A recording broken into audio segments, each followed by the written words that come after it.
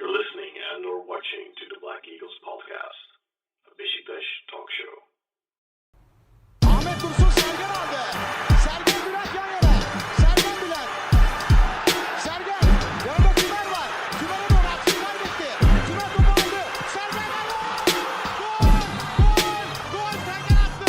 Sergen attı. Şampiyonluk geldi. Sergen attı. Şampiyonluk geldi. İbrahim'in pası. Yuma. Şimdi Ahmet. İkinci gole gidiyor Beşiktaş. Ahmet.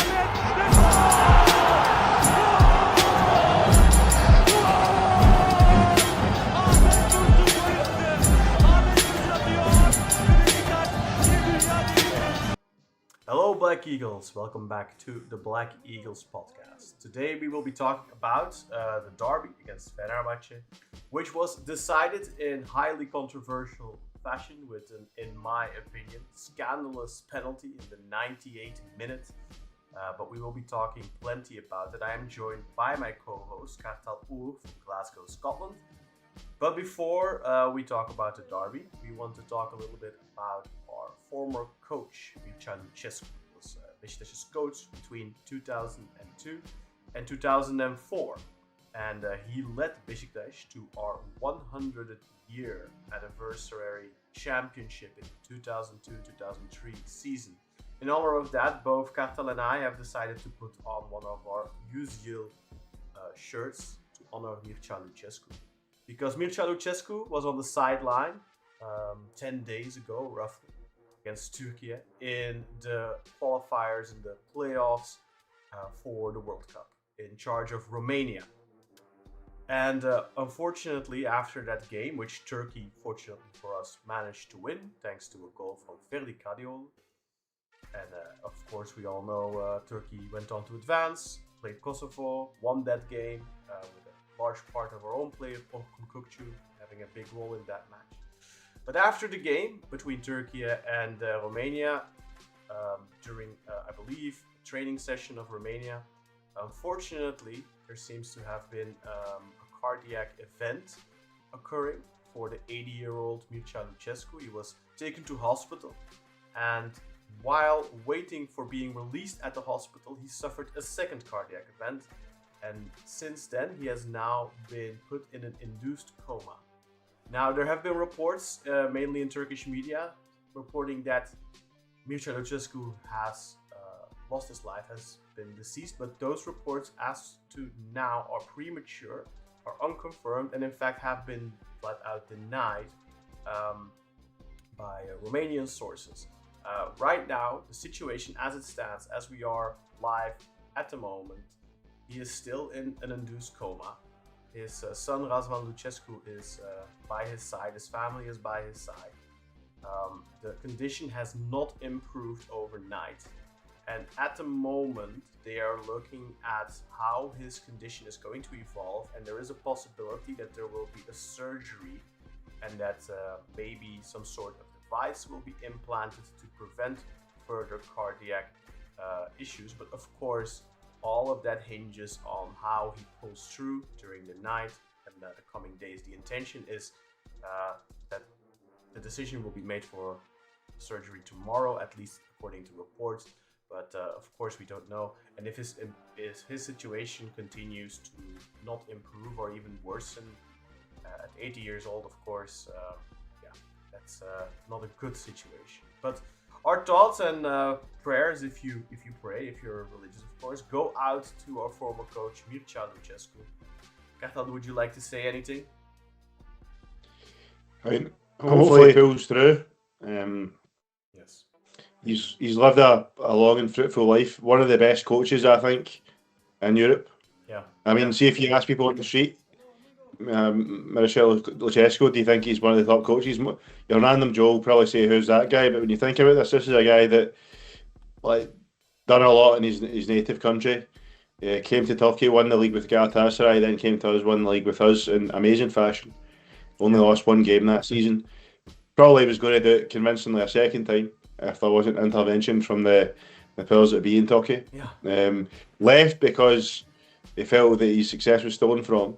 Mm-hmm. I think, to be honest, that wasn't just his trophy that was stolen from us. I think a golden era from Besiktas was stolen from us. Yeah. With him going and Sardar Beagle even after that and yielded him the way around coming in.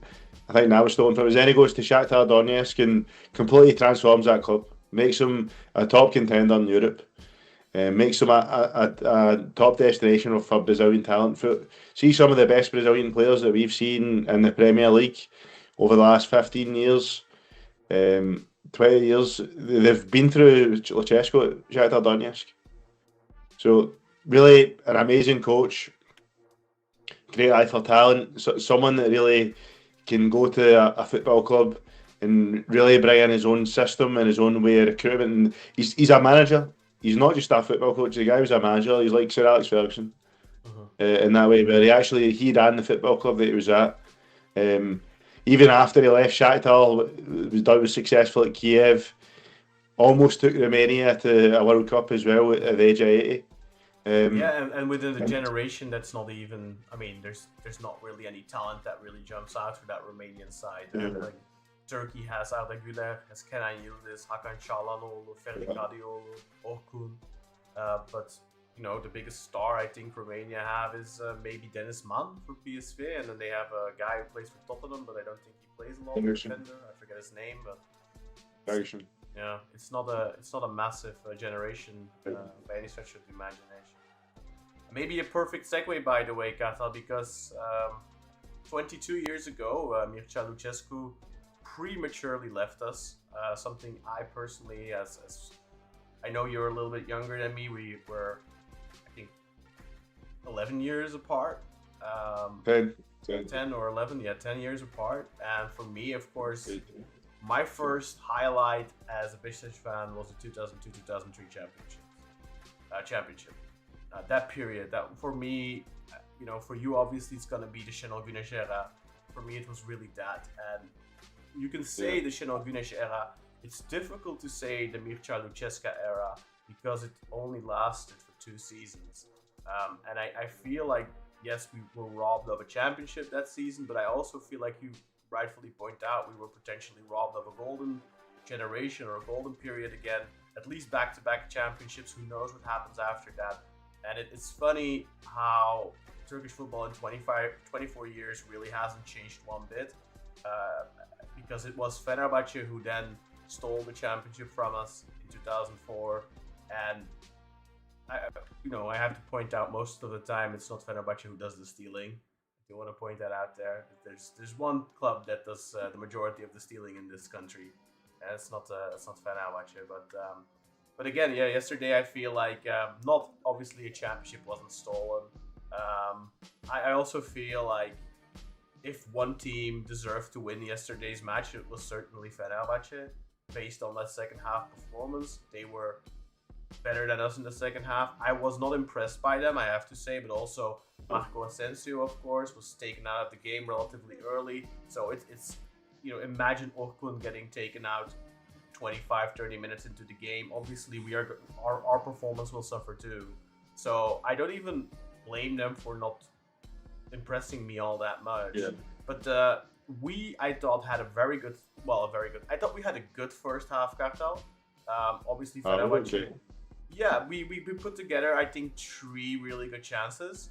The first one was on a counter where Olaitan really should just pass it. I think Orkun on his left side is wide open. Would have had a one-on-one opportunity with the goalkeeper. Then there was a brilliant cross from Orkun a little bit later. Orkun heads it, did a decent job at heading it, I thought. Could have headed a little bit more towards the post, maybe headed it towards the near post. Good save, Ederson. Then the follow-up, Czerny probably should score, gets blocked. And then finally there was another good attack in the first half where Czerny finds Orkun in the center and Orkun shoots from just outside the area, and the shot is just a little bit too centrally to beat Ederson. I think if he puts it a little bit more to his own left or to the right, if he just shoots towards a corner, I think it's a goal. Those were 3 really good chances. On the other hand, I think Fenerbahçe only really had the chance in, after 40 seconds or something for Musaba? I don't think, or was it Nene? Yeah, I don't think they had any chances in the first half, really. But in the second half, obviously, they had 2 or 3 one-on-one opportunities. Yeah. In the second half, we really dropped off. And I think that's going to be a big talking point for this podcast for us, because obviously at halftime, Amir Murillo came off. Let's have a quick look at the lineups maybe. But Amir Murillo had to be subbed off at halftime because he suffered a potential concussion, head trauma in the first half. And Gökhan Sazdağı came on in his stead. And immediately you could feel the change. You went from stability and somebody who is very confident and within his element to somebody who's playing on eggshells, who is afraid to make mistakes, who made mistake after mistake. Fenerbahçe even scored in just a couple of minutes into the second half from a corner, and unfortunately for Gökhan, it's a header that hits him on the back, I think, and goes in. Fortunately for him, it's rightfully disallowed for offside. It was a quick corner by Guendouzi, who was just a little bit too quick to receive the ball back. That could have been yet another one of those Gökhan Sazdağı freebie goals given away, as the first game against Fenerbahçe, as the game against Thompson, and as many other games in the first half of the season. He was responsible for quite a few individual errors that led to goals. Gökhan Sazdağı, just from the start, I feel like that's started a cascade effect, almost like a domino effect that kind of, not sabotaged the team, but you just felt that there was a significant drop-off in quality already. And obviously, as the game progressed, Kartal, we made more subs. Salih Uçan came on, Mustafa Hekimoğlu came on all the way towards the end. Milot Rasicak came on, Cengiz Ünder came on. And even though I didn't think Czerny was playing a good game, I wasn't particularly impressed by Christian Aslani. I wasn't, I don't think that there was a lot of players that were really, really good. But even though they maybe played a mediocre match, as soon as they were replaced, you could tell that the level of the team just dropped off massively. Yeah, I mean that speaks to our bench, our squad depth, really, really poor. But I mean, I'm just going to go over some of my thoughts. I think in the first half, it was a game in the middle. It could go either way. We had higher XG. We probably created slightly more, but I still think the chance that Nene missed was by far the biggest chance of that half, because really he should have been scoring that every time. Ridvan gifted them that, and I'm saying Ridvan gifted them that because he lost possession just before that in that phase of play. But the word gift is going to be a common theme, I think, throughout my analysis of this match. You quite rightly said, Can, we got in some good positions. I think really the position for Jungyo O and the following rebound for Czerny as well as Olatin chance. Their chances, man, we could have scored. Mm-hmm. We actually have a slightly higher XG going into half time, but rightfully so. Yeah, I'd still say in general the match is in the middle. Like, I wouldn't say we're particularly better than them. You look at the second half though. Yeah, the game was in the middle in the first half. And the second half. Yeah, no, I agree. I think they were more dominant on the ball, but that's to be expected because they're playing at home, but we had the better chances in the first half. But in the second half, I don't feel like they were playing well, but they had a couple of good balls over the top that led to one-on-one positions. Like, it's not like their chances in the second half were put together by really riveting, beautiful football. Yeah, they were also individual errors on our part, but suddenly we saw the Besiktas of the first half of the season again, with a lot of individual mistakes leading to chances. Yeah. It wasn't down to the quality necessarily of the opponent. It was more down to the ineptitude of our players, really. Yeah, of course. Yeah. And that was exactly what I was saying. I was going to say that the word gift was a common theme in my analysis of this match, because when you look at all their chances, so if we look at Fortmob, it says Fenerbahçe had 5 big chances. All right. So you had the one for Nene at the start. Is it 4 or 5? It's got 5. Okay. I've got the page up just now. It's 5. So you've got one at the start, Nene. Ridvan's dispossessed, loses the ball, and then after that, you've got there's 2 for Sheriff.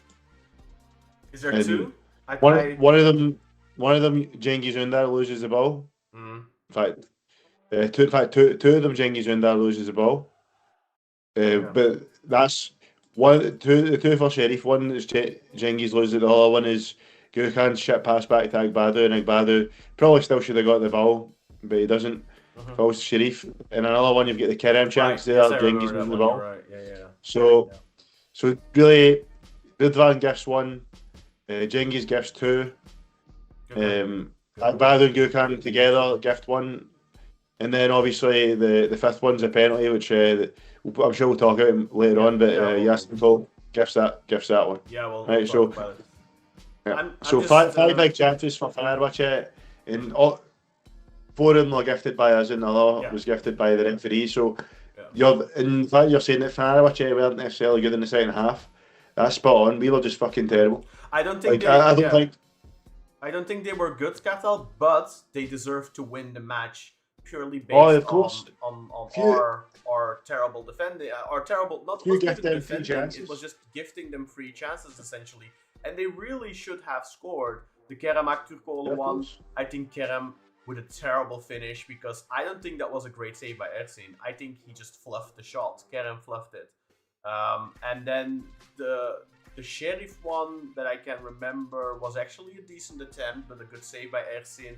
And then the second Sheriff one I don't quite vividly remember. But I just want to quickly run down the lineups, and I'll run them down quickly.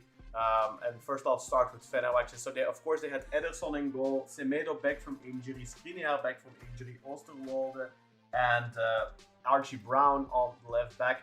And then the two best players on the pitch, in my opinion, Matteo Guendouzi and Kante. For me, they were the best players on the pitch. Then up top, you had Asensio, Nene, Musaba and Talisca to start.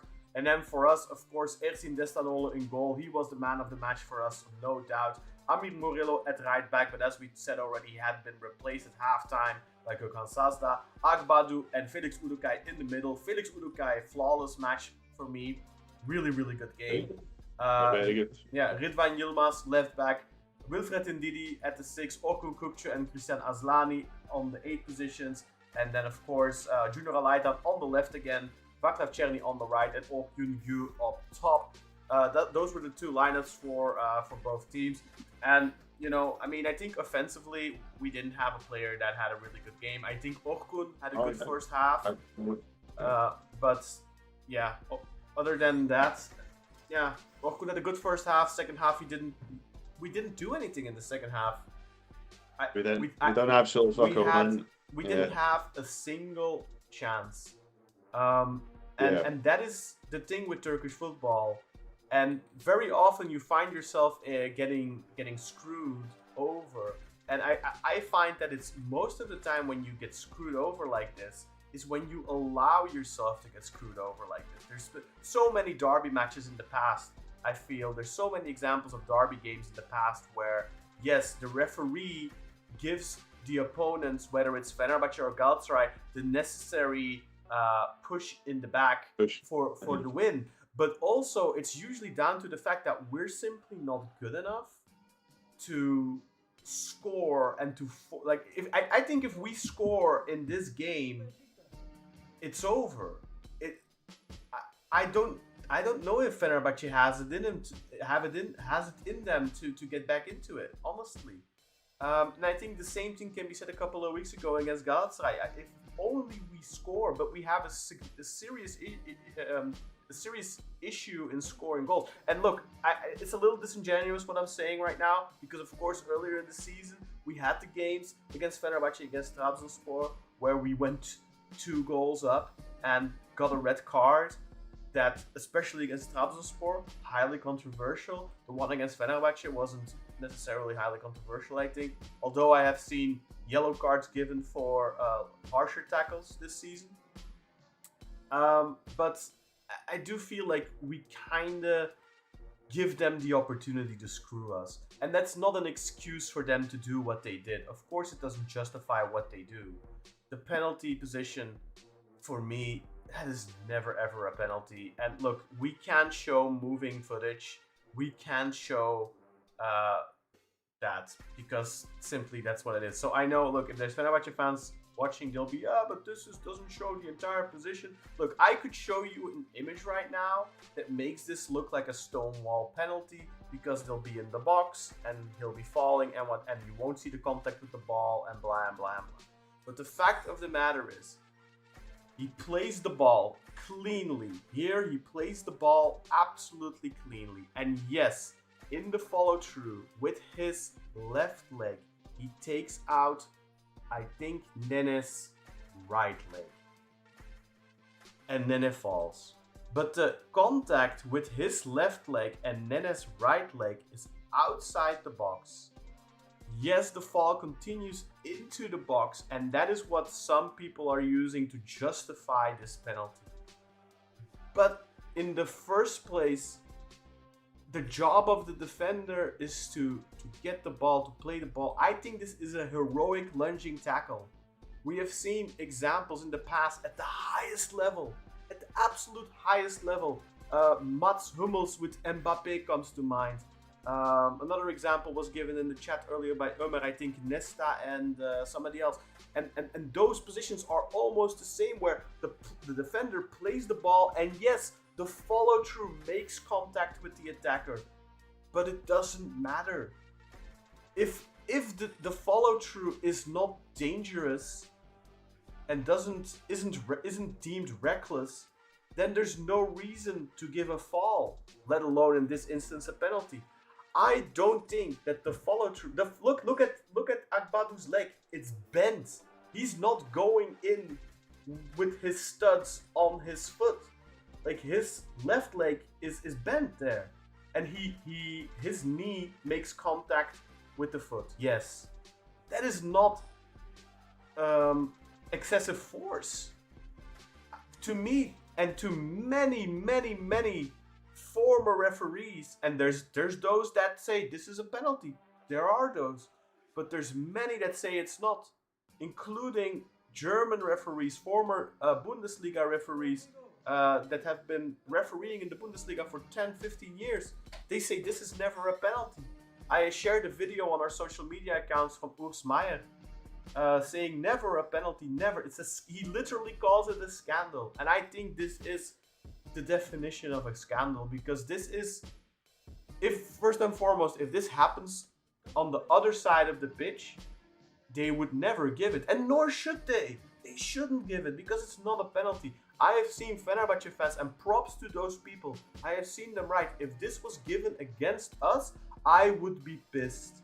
And of course you would be pissed, because look, if this happens in the box, and then there's the follow through and all that, then you can say maybe, like, if you're, like, I think even if it happens in the box, it's not a penalty, by the way. But then you will have people who will find, okay, that's enough justification for me, that's a penalty, whatever. You have those people. And I think you have a lot of Fenerbahçe fans right now who are like, yeah, 5 referees said it's a penalty, that's enough for me, that's enough to soothe my mind, that's enough for me to believe my head narrative of, oh, everybody's out to get us, everybody wants to help Galatasaray. And of course now you have the Galatasaray fans. Have you seen these guys, Kartal, these disgusting Galatasaray fans who are like, oh, they're doing everything to make Fenerbahçe champions and to help Fenerbahçe, Yeah. all this bullshit, and they're using us to prop themselves up as the victims. Like,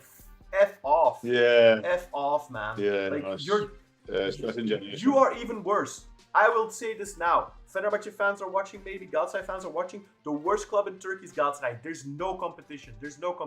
But both of you are cancers to Turkish football, because you two are like really infantile little crying children that are every week crying because you want to have the other guy's toy.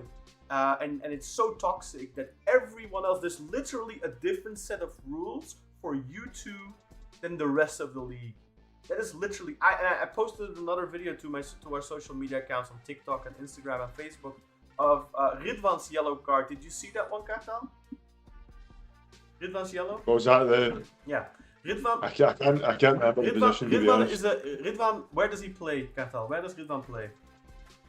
Left back. And we get a throw in Fenerbahçe's half, on the left hand side. Ridvan picks up the ball, Olaitan comes and he gives the ball to Olaitan. He gets a yellow card. But it's literally a matter of less than 10 seconds.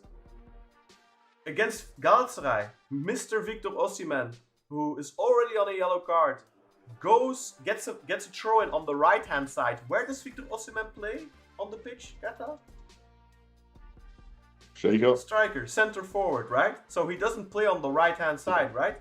So he is on the right hand side. He goes and gets the ball off of, I'm not sure, Davidson Sanchez or Sacha Boey. I'm not sure. He gets the ball for the throw in, and then he waits, and then Sacha Boey comes and he throws the ball for Sacha Boey. So they changed the ball's possession 3 times. No yellow card.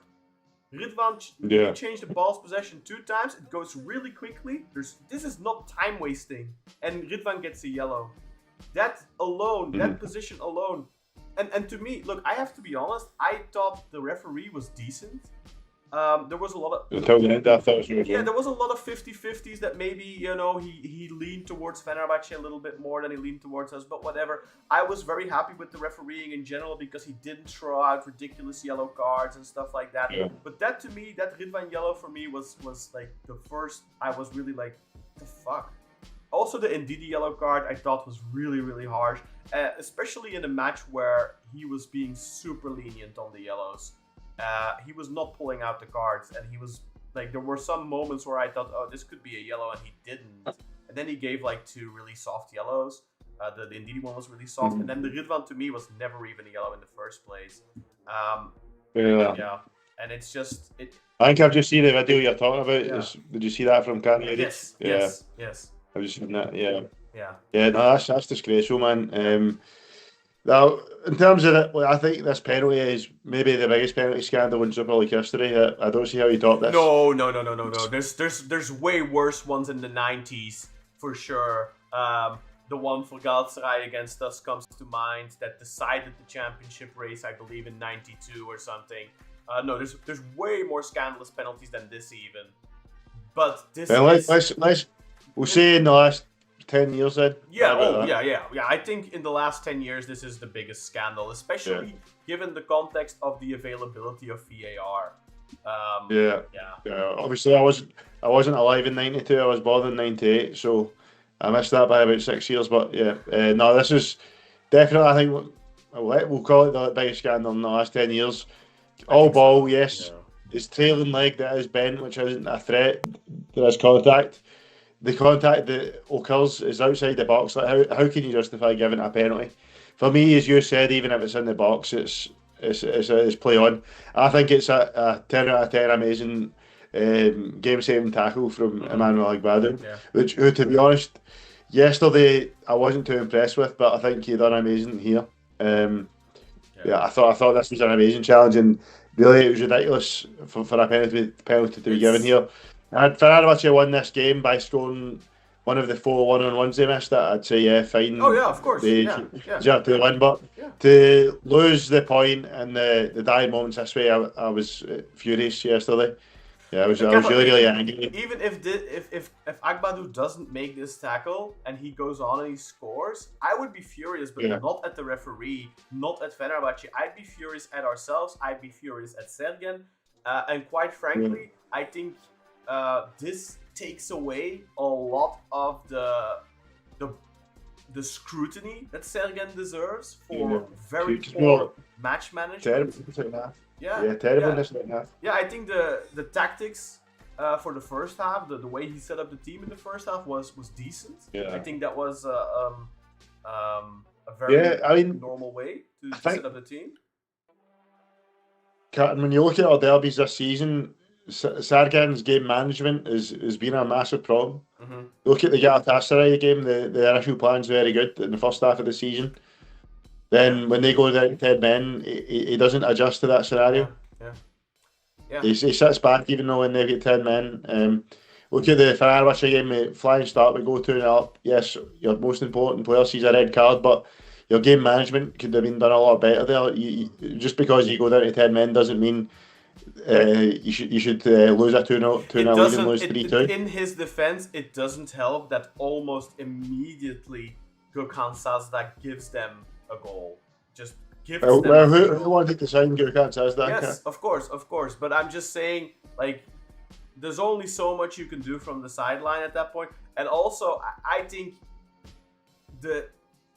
yes, Sergen deserves criticism for his match management, but he is also very limited in what he can do personnel-wise. Because on that bench, there just isn't any real quality. We talked about it at the beginning, like the drop-off from quality from the first 11 to the alternatives is massive. And for example, now Mehmet Demirkol said because of the things what Agbadou said after the game, he could be looking at a 2 to 3 game suspension. He called it and I'm quoting him here, a fucking disgrace. And he said, I believe, shit referee as well. So he was really pissed off after the game. And of course, 100% justified. And that's what you're going to get when you're going to get post-match reactions. You're going to get raw, unfiltered opinions, especially in heated situations like this. So I think it would be extremely disingenuous from the Turkish Football Federation to suspend him for a long period of time. But, yeah. You do need to understand as well that here, like, football players are being paid a lot of money and they should be able to handle themselves in a professional way. I think the club's at fault here. He shouldn't have been sent to that post-match interview. Because understandably he's going to be very upset. That was poor management from the club because from what I've read, I don't know what the rules are in regards to how what it means if because the media are allowed to ask for X amount of players for a reaction. I don't know what the rules are in regards to refusing to send someone. I don't know exactly what the potential penalties to that are, but if you look at Rafa Silva, did you ever see him go to a post-match interview? I think normally the players that get a volunteer that go. Yeah, maybe.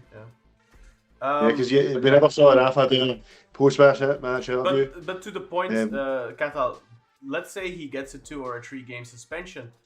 Given our quality discrepancy between our first 11 and our alternatives, that alone would be a massive blow for us. I don't know. I think you put Thiago Jallo in there, you're fine, man. Because to be honest, the last few games Agbadou in the last few games has been playing better than Thiago Jallo has for most of the season.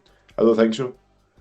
Agbadou started very well, but I feel like in the last few games there's been a drop off there. I thought Agbadou was excellent in the last game, as far as I can recall. So I don't know. I mean, in this the Galatasaray game, and then last night as well. Apart from that challenge, I don't think Agbadou played a good game of football yesterday. I think Felix Udokai was just the standard in the back line. Felix was good yesterday, but other than that miscommunication between Agbadou and Gökhan Sazdağı, I don't know if he did anything. He got absolutely fucked by Nene on that shot right at the start of the game. Yeah, but that was Ridwan's giveaway, wasn't it? Ridwan gives the ball away, but Agbadou gets made to look like an idiot. I mean, I still think it's going to be a big loss because it's not just the defending that he's really good at, it's also the build-up. We saw a real difference as soon as he came in our build-up from the back. It was really on a different level, I thought. And it's just, also it's a mental blow, right? To lose an important player like that. So I'm curious to see what they're going to do. To me, it would be really adding insult to injury if he gets a 2 or a 3 game suspension out of this. I even think that a 1 game suspension is too much because what do you expect? I mean, you say, okay, they're being paid lots of money, but that doesn't matter in my opinion. I don't think being paid 2 to 3 million euros or whatever changes your humanity.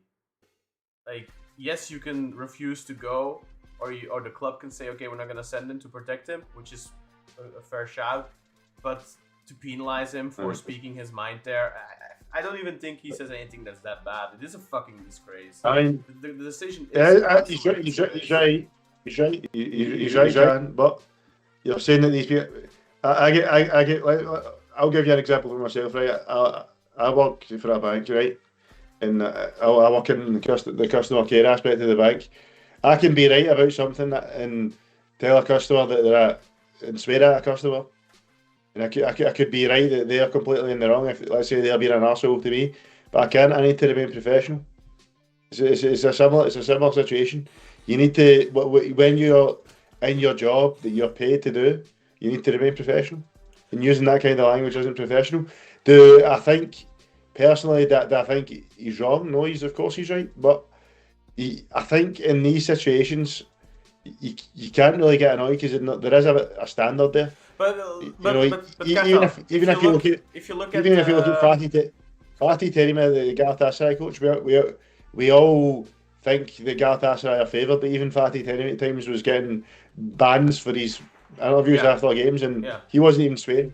So I don't think we can be upset that he's going to get a ban for swearing. I think the onus falls on the club for sending a guy that's going to be highly emotional in that situation. But if you look, for example, at Galatasaray, do you think that Yunus Akgün is going to get a suspension for his statements after the Trabzonspor game? Do you think any of their players are going to get suspensions? Like they literally, I mean, there was stuff going on in the tunnel afterwards. They were almost assaulting the ref. Do you think they're going to get suspensions? I hope so. They should. I mean, that to me is 1,000 times worse than what Agbadou does. And I think personally, I don't mind players having an emotional reaction after the game. In fact, I personally, this is personal. This has had nothing to do with the rules or anything like that. But you know, for example, pre-match interviews, I couldn't give a flying rat's ass about pre-match interviews because they're all these players are you know, they're media coached, media trained. They all say the same generic shit. We play every game to win. This is important for us. Blah blah blah. Like it's no genuine stuff. Like it's a waste of time watching pre-match interviews, in my opinion, because it's all coached BS. And the only time you get real raw responses is if you take reactions right after the players come off the pitch. They used to do that back in the day, like when players came off at halftime, they'd get reactions. They used to do that. They don't do that anymore. And then, you know, now, of course, this is the closest we can get to that. And to me, as a football fan, you want to see how these players really feel.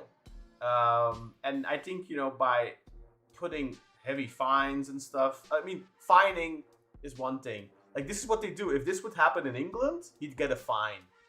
And I think I'd be perfectly fine with a fine because it's, you know, unprofessional. That's what I'm, you know, when you say, okay, unprofessional behavior, okay, fine. Give him €20,000 fine. Fine.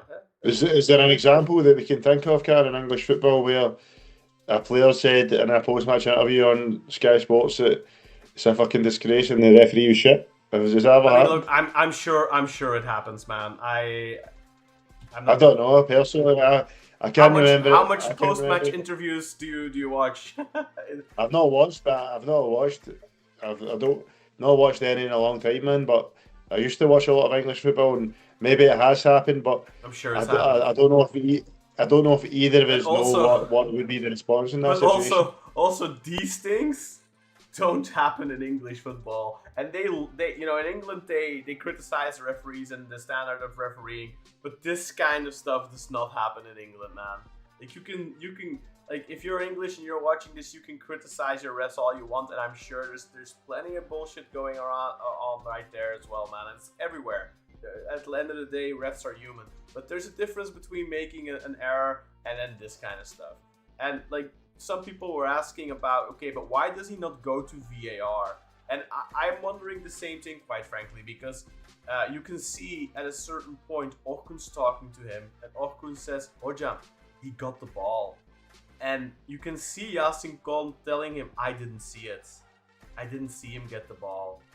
And I'm sorry, that means he gives a penalty. First and foremost, he is far off from the play. I don't know how far. Mert in the group chat said 35 meters. I doubt that's accurate because that seems very, very far. But he was nowhere near the play. He was way too far. He immediately gives the penalty. He clearly didn't see it properly because he didn't even see Agbadou got the ball. So you could tell it on his body language that he was not sure about his decision at all. And he was just hoping for VAR to either call him over or liberate him. And I think what happened is VAR is looking at it because they're looking at it for a good while. Away. Yeah, it took a while, yeah. And their ultimate decision is we're not going to call the ref over, because some people in the group chat were saying, why did he refuse to go? I don't think he refused to go. I think he was like, okay. I'm pretty sure, I'm 99% sure that the rule is if they call you over, then you need to have a look at it. I don't think it is necessarily, but like there's an invitation, right? So, and they clearly did not invite him over.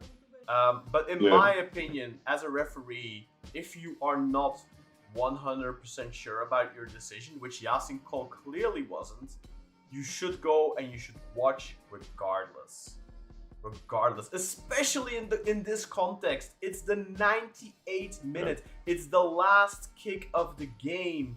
This is like, this wins the match. This is the deciding moment. Yeah, you have to go and watch the screen and decide for yourself. You are the referee on the pitch. You are the one leading this game, not the guys in the VAR room. And look, the VAR, they probably looked at it and they're like, oh, he plays the ball clearly.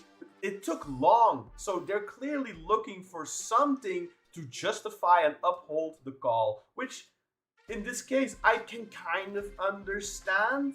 They don't want to undermine the ref either, and they're like, okay, he falls him out, he gets the ball first, he makes contact outside, but the position continues into the box. So per the IFAB rules, we can interpret this as dangerous play, and it continues into the box, so it's a penalty. That's how we can interpret it. And that's how a lot of referees, well, not a lot, but plenty of referees are interpreting it. That's how people are interpreting it online. There's also, I would say it's like 60%, 70% who say no penalty though, and they're not interpreting it. And I think, that is the thing. This is an interpretation situation, which is annoying because VAR can't call him over because of that.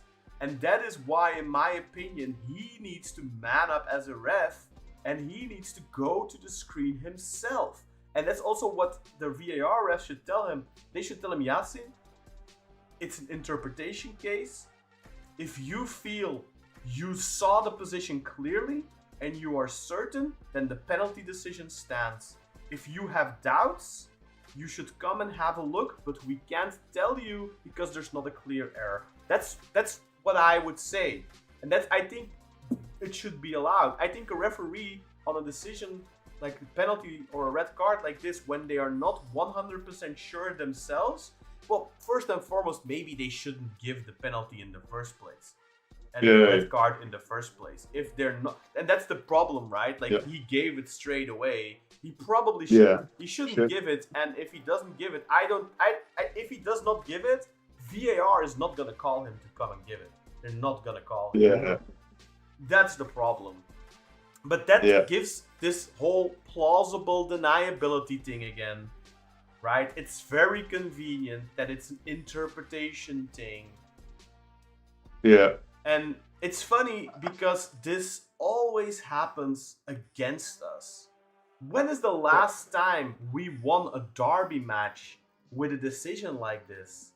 Or not even this controversial, but a somewhat controversial decision, a late penalty or something like that. When is the last time, Karta? Can you remember one? No, I can't. Not in my lifetime, I don't think. 25 years of watching Besiktas. I can think of one match, one derby game, where I thought to myself, as a Besiktas fan, that doesn't seem right. And that was a derby against Galatasaray in 2004, where Ahmed Hassan and somebody else go up for a header, and even Ahmed Hassan, the referee blows his whistle, Ali Aydin. Ahmed Hassan looks at him, it's like, I didn't do anything. And then he sees, he points to the spot and he starts clapping his hands like, okay, good. Penalty for us is good. But it wasn't a penalty. It was never a penalty. That is more than 20 years ago. That's 22 years ago that happened. Galatasaray at that point were in 6th or 7th position. They weren't in the title race. It was not an impactful decision on them. Same way you could argue this is not a very impactful decision on us. I would find this much harder to deal with if we were in the title race, then I would be going nuts. Right now, Kartal, I think this is it's frustrating because it's once again Besiktas. It's once again against us. It's always like it's not an even thing. It's like if it was a scale, and you would think that with controversial and bad refereeing decisions, there's gonna be a scale. You're gonna get a bad call against you, but then you're gonna get a bad call in your favor, and it evens out, right? But for Besiktas, the scale is like this. Like there is no evening it out. And for Fenerbahçe and Galatasaray, the scale is like this, or even like this.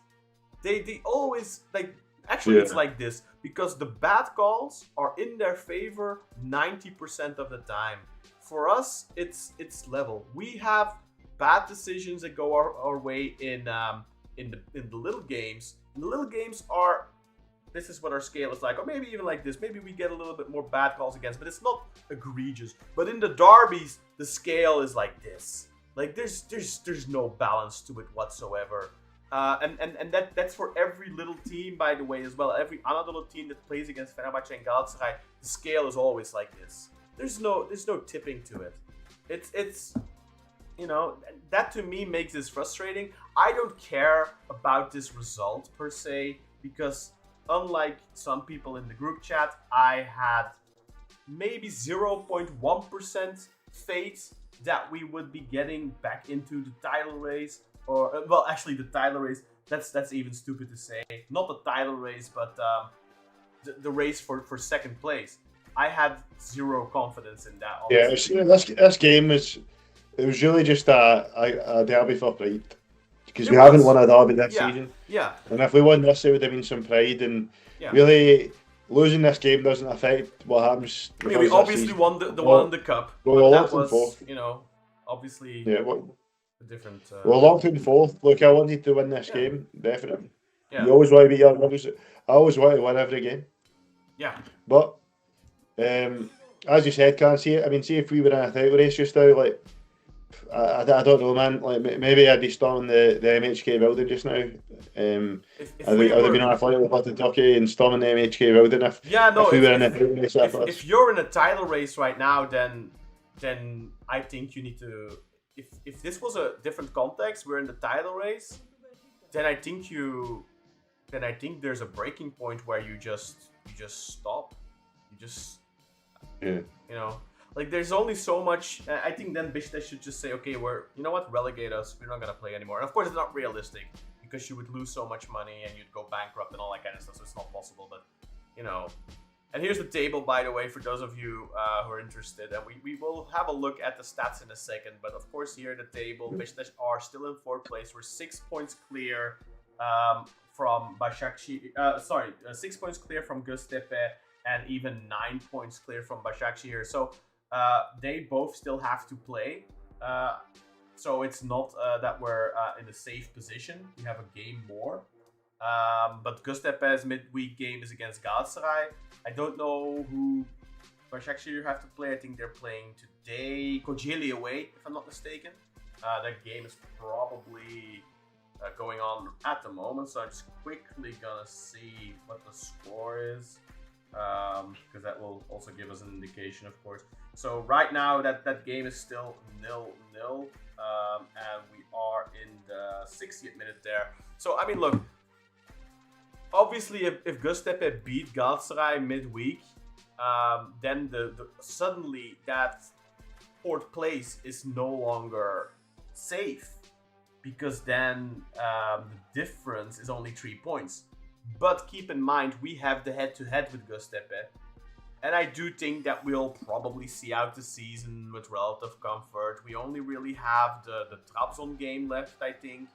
Do we still have Samsun? I think we might still have Samsun away or something. But like it's look, our schedule is not super hard anymore.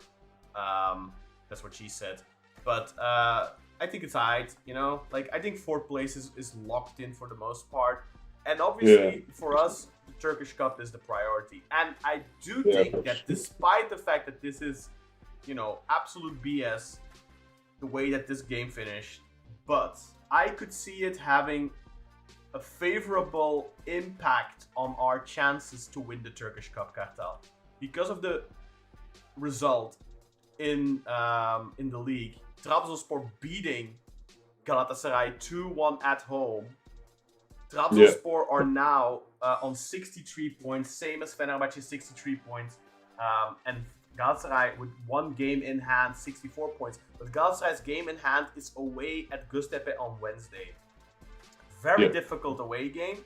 So if they don't win that game, if they say they draw or hell they lose, if they don't win, then the difference with Fenerbahçe and Trabzon is 2 points.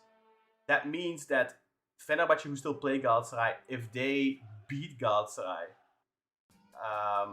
they would go over Galatasaray. Trabzonspor would potentially go over Galatasaray. So with 6 games to go then, the title race is wide open.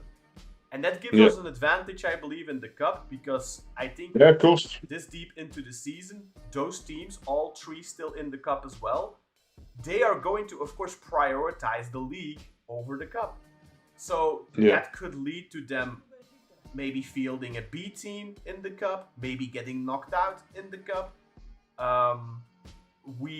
If we advance and beat Alanyaspor and Fenerbahçe advance and beat Konyaspor, we'll be facing them again in the semi-finals in the beginning of May, and we will be playing them at home at the Tüpraş Stadium.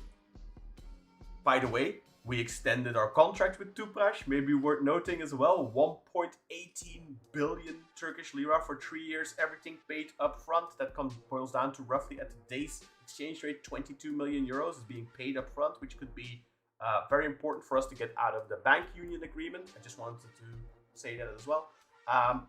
But this could have a positive effect on our hopes for the Turkish Cup, which is our main goal this season, Kartal. Do you think it's going to have an impact?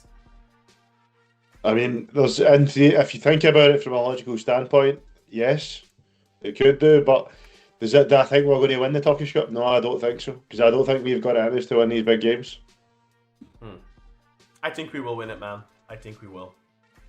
I hope so. I think we don't have it in us to win these big games. I think it's a little bit of I don't know. I think it's a little bit. There's been, I think, performance here against Fenerbahçe wasn't good. But I thought the performance against Galatasaray was very bad as well. But I thought the first half of the season performance against Fenerbahçe up until the red card was really good. I thought the performance away at Trabzon was good. I thought the performance away at Galatasaray wasn't great. But I don't think you should just outright dismiss it, especially on a one-off game like that. I'm very confident that if we meet Fenerbahçe in the semi-finals, we will knock them out. Very confident. Hopefully. And then it's all down to who do we play in the finals. Right.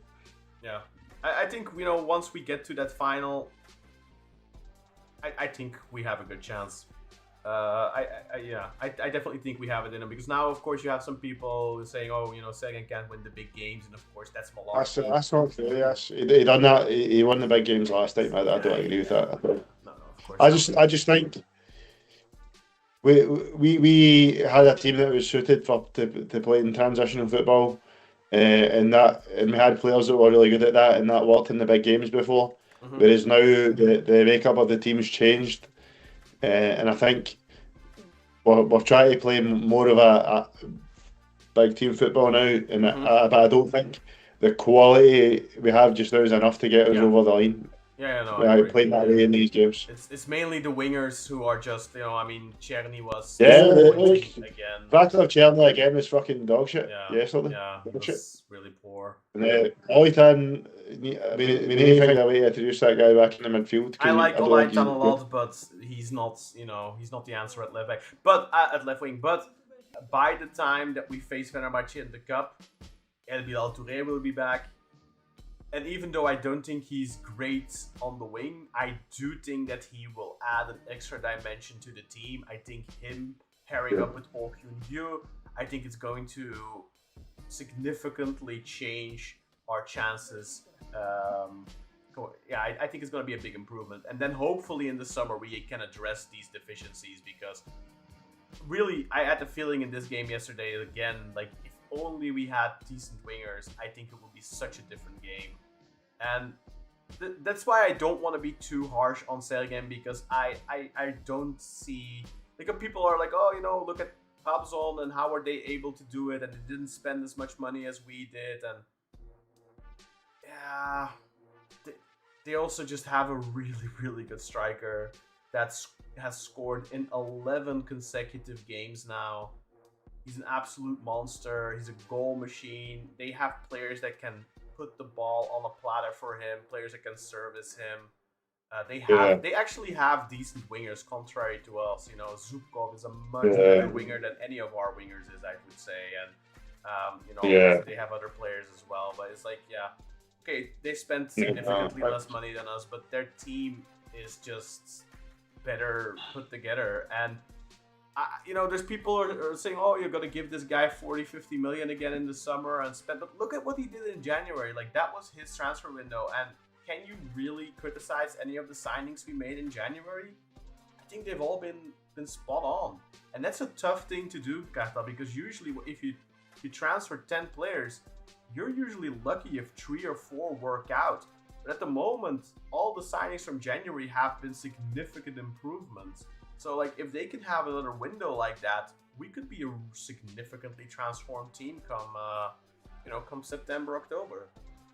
Yeah, I'm starting to have question marks in regards to the fee over Agbadou. Yes, we've seen him play some very, very good games where he looks like a complete beast, but also I just feel like there's been a good few games as well where he's not looked very good. So I think maybe the money was still a bit too high there when you couple that with his age. But overall, I still think that was a very successful window, and in summer it's easier to get good players, so we should be able to sign more good players. And for example, a name in the press that was mentioned, Ibrahim Sangare of Nottingham Forest.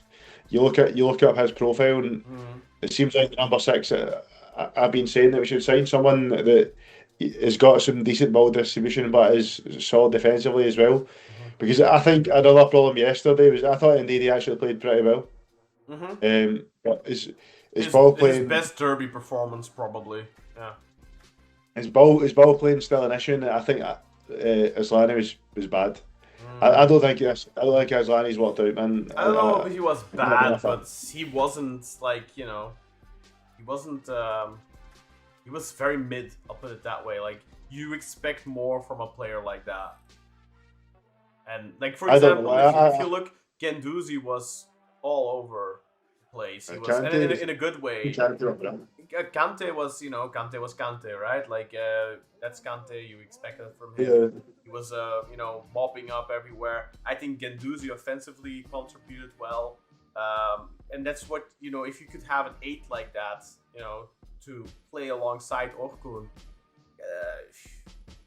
then you have a really strong midfield, I think. But but I like Olaitan as well. I think Olaitan can do that. I think when Olaitan plays centrally, he does do that. He's also, like, when he first arrived, and we said he is literally all over the place, and again in a good context, not like all over the place like confused or fucking up or anything. No, he's everywhere, helping out, pressing, helping out his teammates, doing good things with the ball. And you know what? Yesterday really was the first time that with Olaitan, I really felt like, what are you doing? Like that first position, it feels like he was trying to be the hero or something. Like, what are you doing?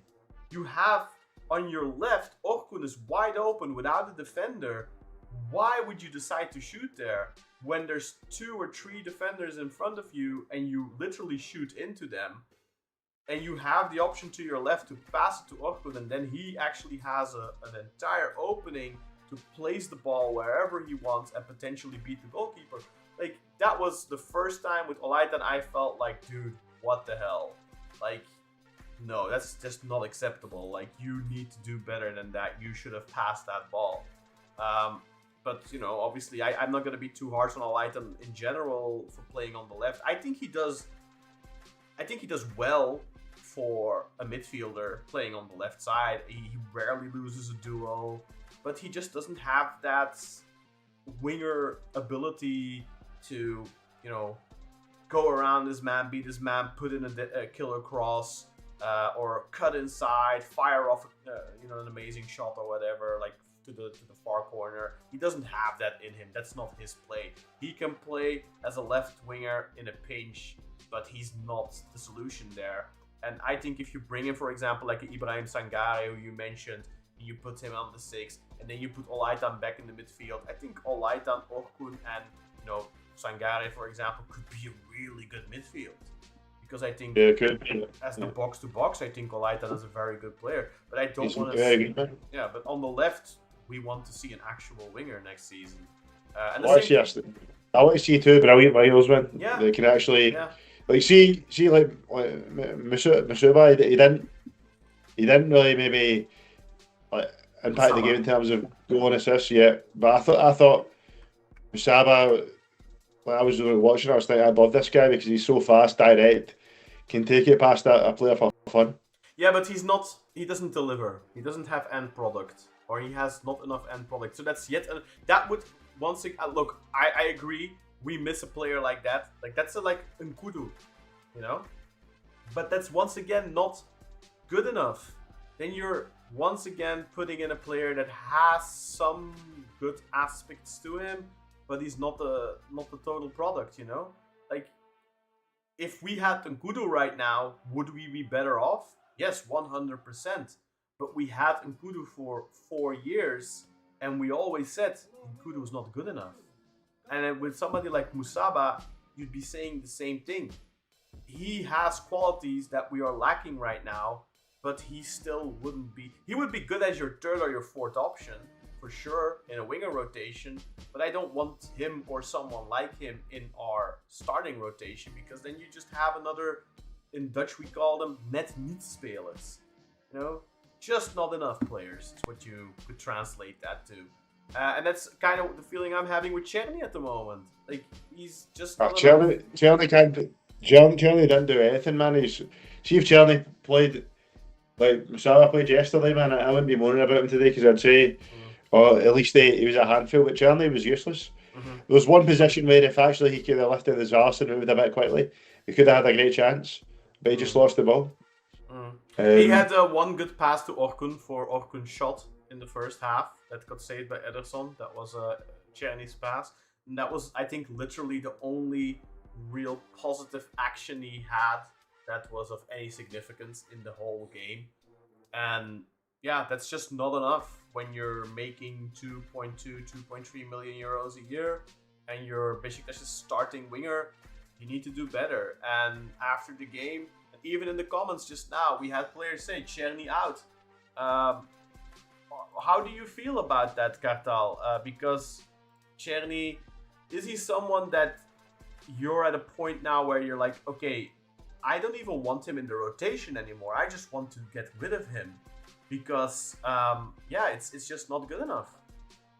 Yeah, I mean, at this point, I think we definitely need to sign a good left winger and a good right winger for sure.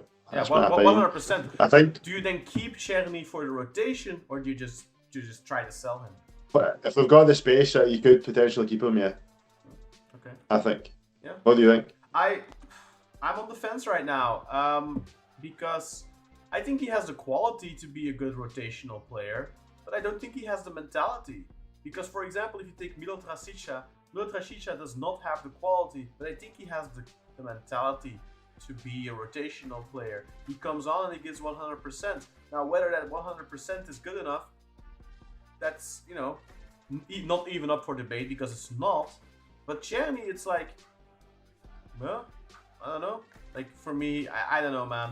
Like, at the moment, looking at our winger rotation, Czerny, Cengiz, Jota Silva, Rashica, even El Bilal Touré, I wouldn't keep any of them.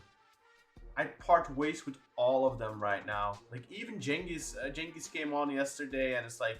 Cengiz, see, to be honest, man, when I was watching the game yesterday, what I said to my dad and my brother, who I was watching the game with, was, if it was up to me, Cengiz Under and Gökhan Sazdağ's contracts would be ripped up after that game. Because I think the two of them are ridiculously bad. Cengiz losing 2 balls that lead directly to one-on-ones. Gökhan Sazdağı lost the ball 9 times. For fuck's sake, he only played 1-0. He lose the ball 9 times. Ridiculous. I think the vast majority of them were in about a 10-15 minute period, to be honest. Because they were forcing us to play through him, and every time he'd lose the ball, it was ridiculous. Yeah. And he had that terrible pass back to Agbadou, where Agbadou probably could have done a better job getting it, but but it still, was it was actually played it behind him, and that led to the sheriff shot. So, and the question was asked in the chat as well, by the way, Kartal. Would you take Onur Bulut or Gökhan Sazdağı? By Yusuf asked that question. And the thing is, for the longest time I said, look, there's a big difference still between Onur and Gökhan, because at least Gökhan doesn't look like he's afraid. With Onur, you had this. He was on the pitch and you saw he was afraid to make mistakes. He was playing on eggshells. And I didn't think Gökhan had that. But yesterday, he 100% had that. He was. It's like having Onur Bulut back. It was literally like having Onur Bulut back. And for me, I wouldn't have either of them. I would rather play with 10 men than play with those guys, because they are an active debuff. You are better off playing with 10 men, because then at least you have hopefully 10 focused players. If you have 11, but one of those 11 is Onur Bulut or Gökhan Sazdağı, you literally have somebody sabotaging you. To me, Gökhan Sazdağı, you're 100% right, Gökhan. After this performance, there's no point in keeping him. Now, whether you want to keep Taylan Bulut, I think Taylan, given what has happened, what Sergen has, the treatment he has suffered under Sergen, I think you're better off selling him and recovering 5 million euros or 6 million euros, whatever. You get your fee back. I think you can realistically get your fee back. But hey, next game, if Murillo is still out, if Gökhan Sazdağı is effing playing, people should start calling for Sergen's head, because that is absolutely unacceptable if that guy still plays a single effing minute. Because there's no justifying that anymore. I'm so done with it. Like, there's no excuse. Like, play Taylan. Who cares? If Taylan makes a mistake, so fucking be it. He's 19 years old. But 32-year-old Gökhan Sazdağı, who gives away a fucking free goal in every derby, no fucking way. He should never ever be allowed to wear the Besiktas jersey ever again. He shouldn't even be allowed in training again. Just drop him from the team. I know that's harsh, but it's like, he has no place at Besiktas. Yeah, no, I mean, I actually thought, man, for like the first half of the season, when he played, I thought he looked good in certain aspects of the game. He looked serviceable. He went through this, he went through this phase of like assisting like goals. I think he assisted like 5 or 6 goals to the opposition, which is crazy. Oh, I was gonna say he doesn't have any assists. Yeah, well, he did score an own goal. He was just lucky to get called off for offside. Yeah. I think Ömer said something about it as well. I think we want to pick it a little bit on those comments now, because we have quite a few.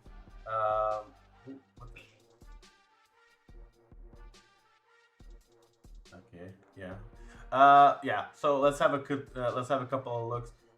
So Ömer said, thought Gökhan was supposed to be good attacking wise. At least he was trash on both parts of the game. Couldn't even do a single pass. Exactly, man. This guy is a former winger, and like from the beginning of the season, I have never had the impression of, oh, you can see this wasn't, he used to be a winger. Like, where's the attacking contribution from this guy? Like, give me Svensson back. Svensson at least could defend. Like, this guy, like, he's like, people were saying in the beginning of the season, at least he's better than Svensson. No fucking he is not. Svensson is 10 times the player this guy is. He's a fucking clown. Yeah. And Nathan says as well, never want to see Gökhan on the pitch again. There's just no excuse at this point. Fully agree with that as well. I agree with that too. Definitely. I mean, as I was saying, he was serviceable, but then in this game, like that game, it was as if like Onur Bulut was playing with a mask of Gökhan Sazdağı face on it. Honestly, that's what it felt. Yes, that's a great anecdote. Yeah, let's have a quick look at the stats, Kartel, and then we can finish the comments. And let's have a quick look here. So I'll go over the stats here. I'll do Sinan's portion. There's a stat added, and they kind of I had to resize some stuff because they added a stat. So the ball possession was 56% for Fenerbahçe, obviously 44% for us. XG 2.93 for Fenerbahçe, 0.95 for us. Obviously, 2.93 XG, but 0.75 or 0.85 of that comes from the penalty. I'm not sure if that's 0.75 or 85 that they give for a penalty, but obviously their XG is a little bit above 2 if you don't count the penalty. Total shots, 13 from Fenerbahçe, 14 by us. 6 shots on target from them, only 2 from us. Obviously that was the Oh Hyun-gyu header and the shot from Orkun that Ederson saved. 25 touches in the opposition box for Fenerbahçe, 18 from us, so not a big discrepancy there. And I think that also kind of shows you that Fenerbahçe really weren't that good either. And that's, by the way, that's the stat they added. And then big chances, you were right, Kartal. They had 5 big chances. Of course, one of those big chances is the penalty. And then the other 4 big chances will be the Nene chance in the first minute. And then the 3 one-on-one positions in the second half, Kerem and Sheriff twice. And for us, the 2 big chances, I guess, the Oh Hyun-gyu header and maybe the follow-up by Cherny, I suppose, was the second big chance. Yeah. Obviously, we missed 2. They missed 4. The only one they didn't miss was from the penalty spot. Accurate passes 381 at an 83% accuracy rate for Fenerbahçe. 285 for us, 77% accuracy. Fouls committed 13 by Fenerbahçe, 19 by us. They were offside twice. We were offside 0 times, which speaks to our offensive intent. And then finally, they had 10 corners and we had 5. I was really disappointed by our corners. This is also one of those things, like we've definitely improved the corners this season, Kartal, but I feel like this is the type of game, if your corners are a little bit better, if your set pieces are a little bit better, you could win this type of match just with a set piece goal. Yeah, no, definitely.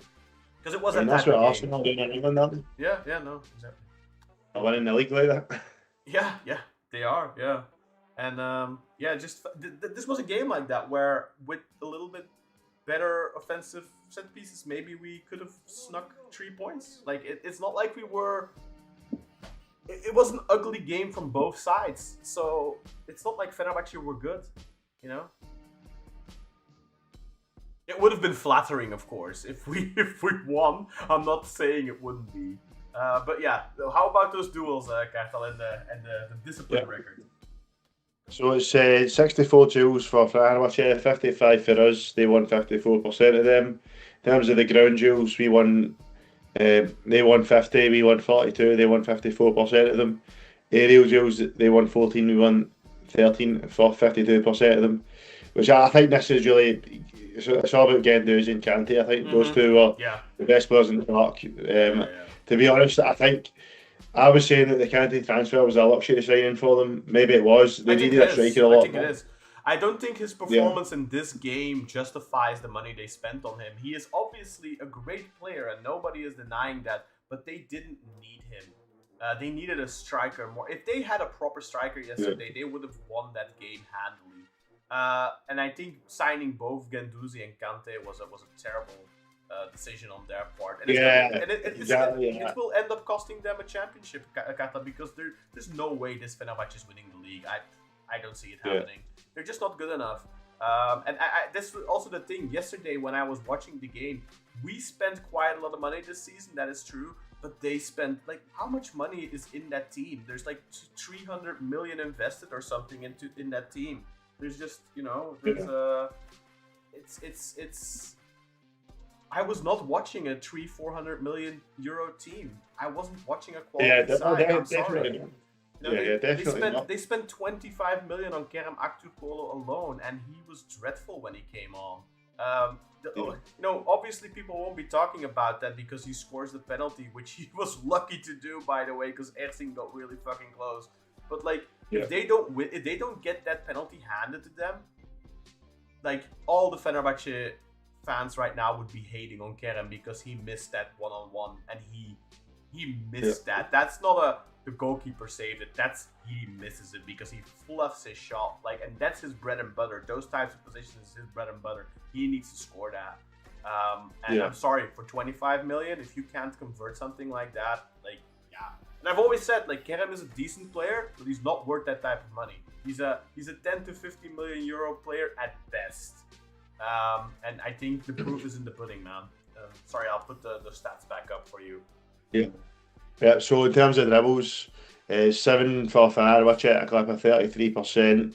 That means that they tried 21 dribbles. We really bad for us, 6 at a clip of 27%. That means that we tried 19 dribbles, which is bad, man. 20 dribbles. Yeah. Poor for us. Yeah. I mean, not poor for them as well in that respect. To be honest, I feel like a lot of those successful dribbles would have been Musaba and Nene, I would imagine. Musaba. Yeah. In terms of yellow cards, 3 for them, 5 for us, and then there's no red cards in the game. Yeah. How do you feel about the yellows in general? I mean, I think it was a pretty fair game. There weren't any rough challenges. I mean, apart from that red one that you mentioned, and I thought we were all saying when watching the game that Yasin Kol's having a good game, but then he ruined it. And that's quite funny because the German referee that you were talking about at the top of the show, he even said, he must have watched the game because he said the referee was actually having a really good game, and then he ruined all that decision at the end. I think he did have a good game. I think it was one position where I think it might have been Musaba or Nene who kind of puts his studs on Okun, and some Beşiktaş fans were saying, "Oh, that's a red card," but there was never a red card in my opinion. I agree. I think he had a decent game, especially for Turkish refereeing standards. I think he had a decent game. Now look, again, quite a few 50-50s. He favored Fenerbahçe clearly. But that's, we kind of expect that, right? I didn't think this was an egregious screw job by the ref right until the end. And I don't even... I blame the referee for not seeing the position properly because he's clearly caught out of position himself by being too far removed from the situation. And that is down to his either anticipation or conditioning. But I can kind of understand that he maybe makes that decision a little bit in the heat of the moment, sort of thing. It's just unforgivable that he doesn't go to the screen because it's never a penalty. And I think, when you even see, obviously, look, there's going to be lots of Fenerbahçe fans who are, going to put their head in the sand and act like this is a clear-cut penalty. And they, because that's always how it goes, right? With Galatasaray and Fenerbahçe fans, like, when their team wins, it's never haram. It's always clean, right? But you even have Fener fans saying, if that would be the other way around, I'd be upset. So, good props to those Fener fans. High-profile ones too. Yeah. Like, Sarahata couldn't, Emre Bol, like, high-profile Fenerbahçe sporting pundits have said it's not a penalty. Yeah, no, Serhat Akin even said it. You're right. Umit Özat also said not a penalty. And then, of course, Nihat Kahveci said it's a penalty because he's still butthurt that Fikret Orman sued him or something and Beşiktaş fans don't support him or whatever. But what do you expect, Nihat, when you say stupid shit like that, man? Like, by the way, to the question, would you prefer Gökhan over Onur Bulut? Ömer said Onur Bulut. So I think Ömer is suffering from recency bias a little bit there. To be fair, apart from this game, I'd still say Gökhan Sazdağı. Oh yeah. Well, apart from this game, the Trabzon game, the first Fenerbahçe game, No, but Onur was like this in every match. And Gökhan, at least when it's not against a big side, I feel like he's at least not the thing is, apart from this game, I never felt like he was shitting his pants every time he got the ball. Yeah. And look, in other games, he made those mistakes, but other than that, he looked okay. But in this game, he looked absolutely terrible. Yeah. He looked like he was playing his first game of professional football, and it just wasn't mentally ready for it. Yeah. You almost think that he's a 19-year-old kid, and that Thailand is a 32-year-old veteran. Yeah.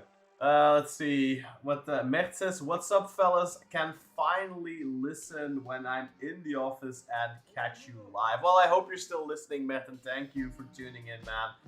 The Sazdağı, or the Kazda as we like to call him, looked chunky, like he put on some weight. And maybe he did. I mean, he hasn't been playing in 2 months, and maybe also that contributed to the fact that he was very insecure on the ball and shitting his pants, like you say, because maybe it's just a situation of he's lost his mojo, lost his confidence, but that also shows you that he's not cut out for being a rotational player at Besiktas, because he doesn't have the quality to be a starter. And if you can't muster the composure to be, when you're called upon in a situation like this, to at least put in a passable performance, then what's the point in keeping you on staff, right? Like, just tear up his contract.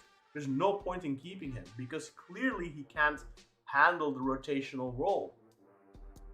Grey Wolf says, why did Ersin get a yellow? I still don't know. I believe that was answered later, but he got a yellow card for protesting, for dissent, whatever. It was also, I thought, was a bit of a harsh decision. Ref was awful for the full 90. He gave a foul to Fener for every single touch they got, is what Ömer says. I mean, those are the 50-50s. You kind of expected a little bit, right? It's a home game for Fenerbahçe. We know how it is. Galatasaray, Fenerbahçe always get those 50-50s.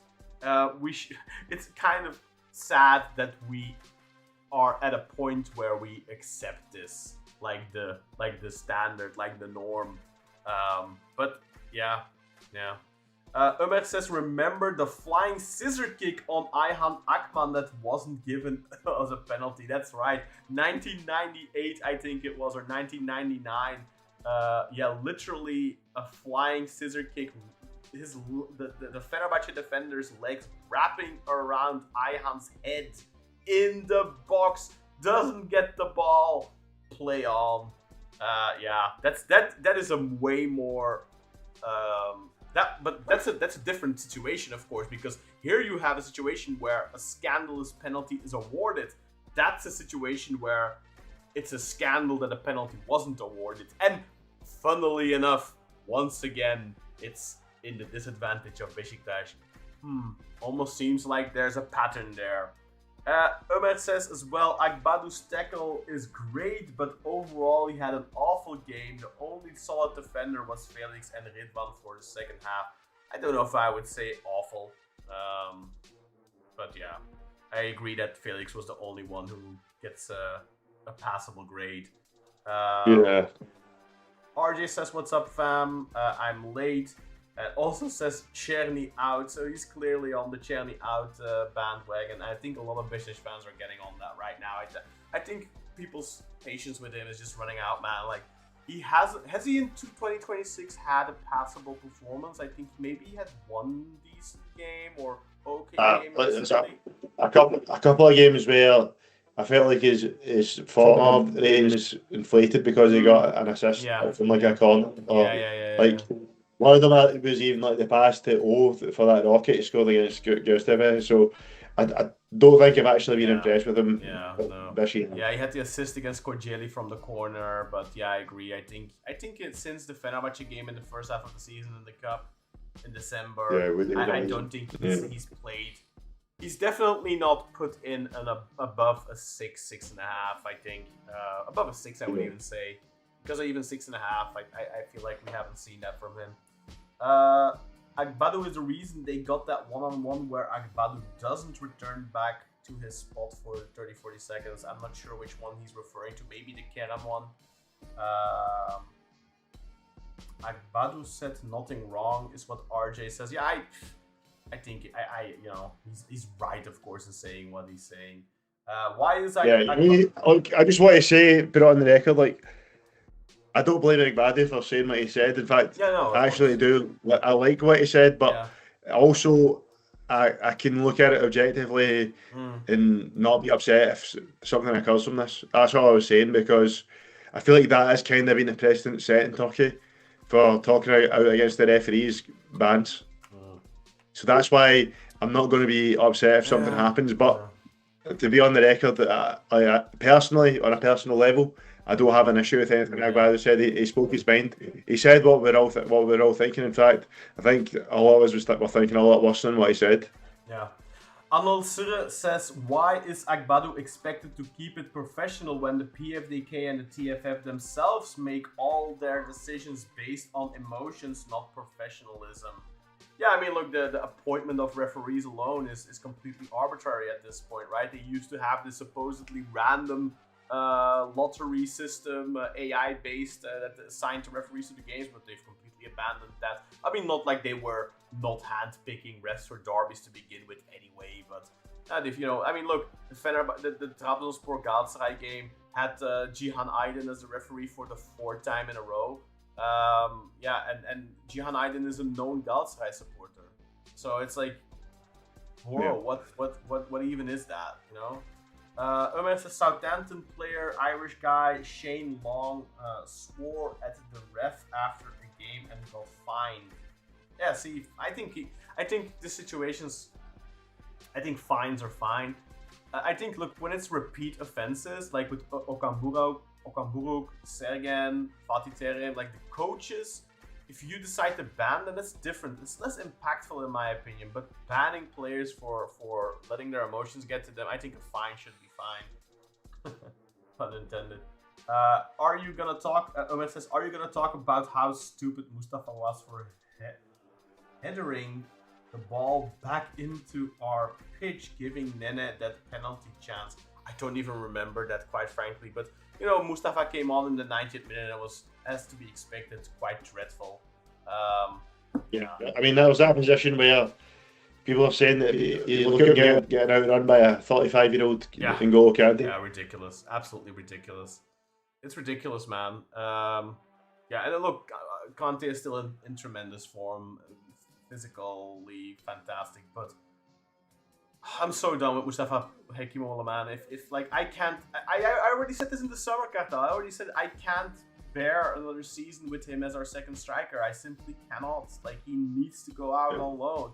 I'm at a point now where I'm like, I want him to get sold in the summer, because I don't want to see him anywhere near the club anymore. Like, I don't see him ever becoming anything useful to us if he stays. Maybe if he goes out to another club, a smaller club, different league, maybe then he can develop. He's never gonna make that development in Turkey. He's never gonna make that development in Beşiktaş. Then you can argue, okay, but just loan him to that smaller club then. But at this point, I'm like, I think he needs 2, 3, 4 years, man. Like, I don't think if you loan him out for 1 season and does like decent, and then he comes back, I don't think he's gonna do a good job at Beşiktaş. Like, I think he legitimately needs 3 or 4 years. And I don't know, man. Like, even then, I don't have much faith in it, because I don't see the talent. I just don't. I don't know what makes him good. Like, he's not particularly fast. He's not a good finisher, not a good header, not strong in the duels, doesn't win duels. The only thing he can do is run, but he doesn't even do that. Like, he keeps running. I'll say that. But it's not like he's fast or anything. Like, what makes him? What would you say, like, makes him above average? Like, does he have any attributes that you would, like, if you were to grade him, if you were to, let's say you work for EA Sports, and you were to make him from scratch, is there any attribute you would give above 60? No, maybe he's pace. I don't know, but I mean, his pace would be like 75, maybe. But yeah, maybe. And then, like, I just want to see what all the coaches. Clearly, there is something there that all these people that know football well, like your Gios, your Oles, your Sargan, I can see in them, but what? And expect big things, but we've yet to see anything. He looks the part physically. He's tall. He has a good frame on him. He looks strong. But then if you see him in the duels, he gets pushed over like he's a pancake. You know? Like Ozhan was a skinny guy and he was better in duels, much more tenacious in duels. Like, look at Lucas Torreira, he's a small midget. It's much stronger in the duels than Mustafa. Mustafa's a pushover. Yeah. I really don't get it. RJ says, Aktürkoğlu has been annoying me the whole week. Stole Orkun's goal and did that stupid wand celebration, and then got a penalty that he would never been given. And now Sebastian says, and now the VAR talk will not be released. Of course, it won't be released since technically VAR did not intervene, right? No, of course they are not gonna release that. That would set a dangerous precedent. If they release that, they have to release it every time a club asks for it, and they're not gonna do that. They're just not gonna do that. They have, like, right now, the only VAR conversations they've released is on actual VAR interventions. They have never released a VAR conversation with the referee if there wasn't an intervention. So there's not a single chance that they will release it. Yeah, no, I doubt it. Yeah. I doubt it. And RJ agrees with Anil. He says a very true statement. There's no point in even getting mad with results like this.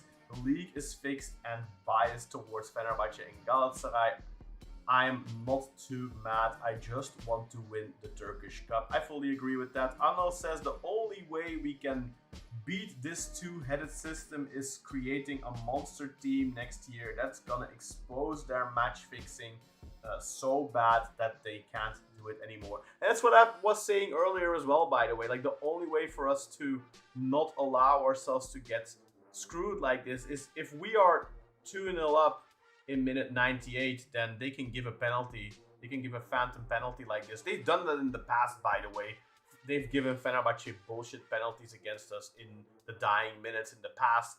You remember a couple of years ago, I think we won 4-2 or 4-3 even, I think. They got that bullshit penalty for Ozan Tufan scored, but it didn't really matter. There was one years ago with Daniel Guiza and stuff, and like, it's happened before. But it doesn't have a real impact if you have already scored 2 or 3 goals, and you know, and it doesn't matter anymore. But that's the only way for Beşiktaş to win the league, to be successful in Turkey, is if we're just leagues ahead of our competition.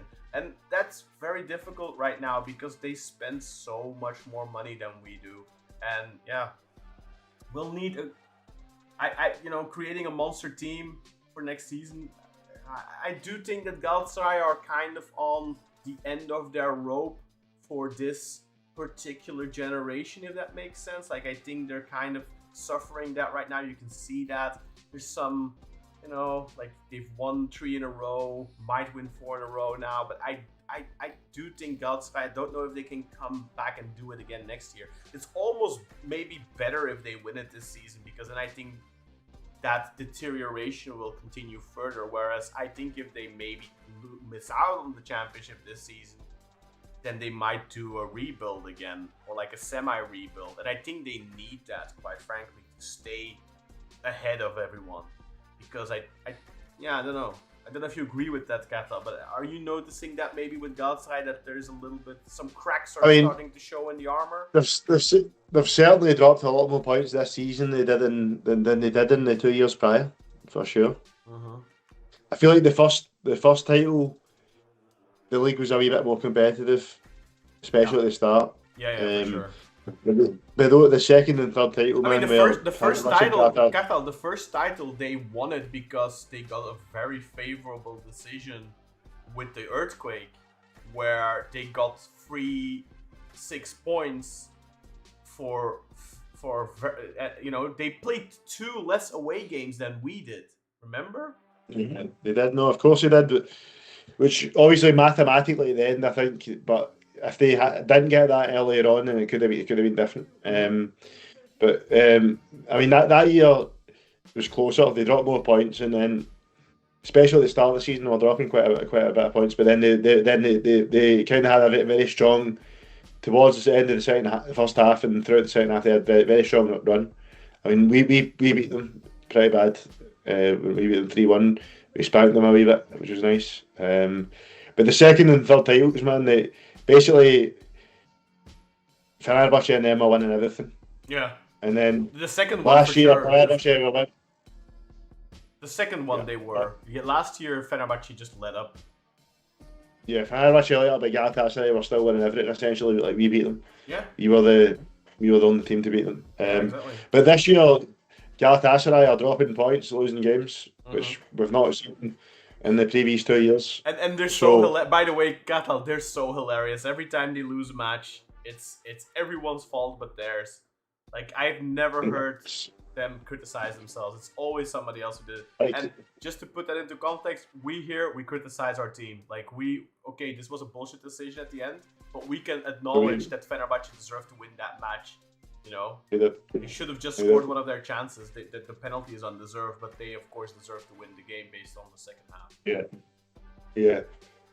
Look, I don't know. Like, I can see where you're coming from, Can. They're dropping points, but at the same time, like, their Champions League performance this year was better than the years prior. So but their league performance was hasn't it been really? good. Was it really, Kartal? Was their Champions League performance really that good?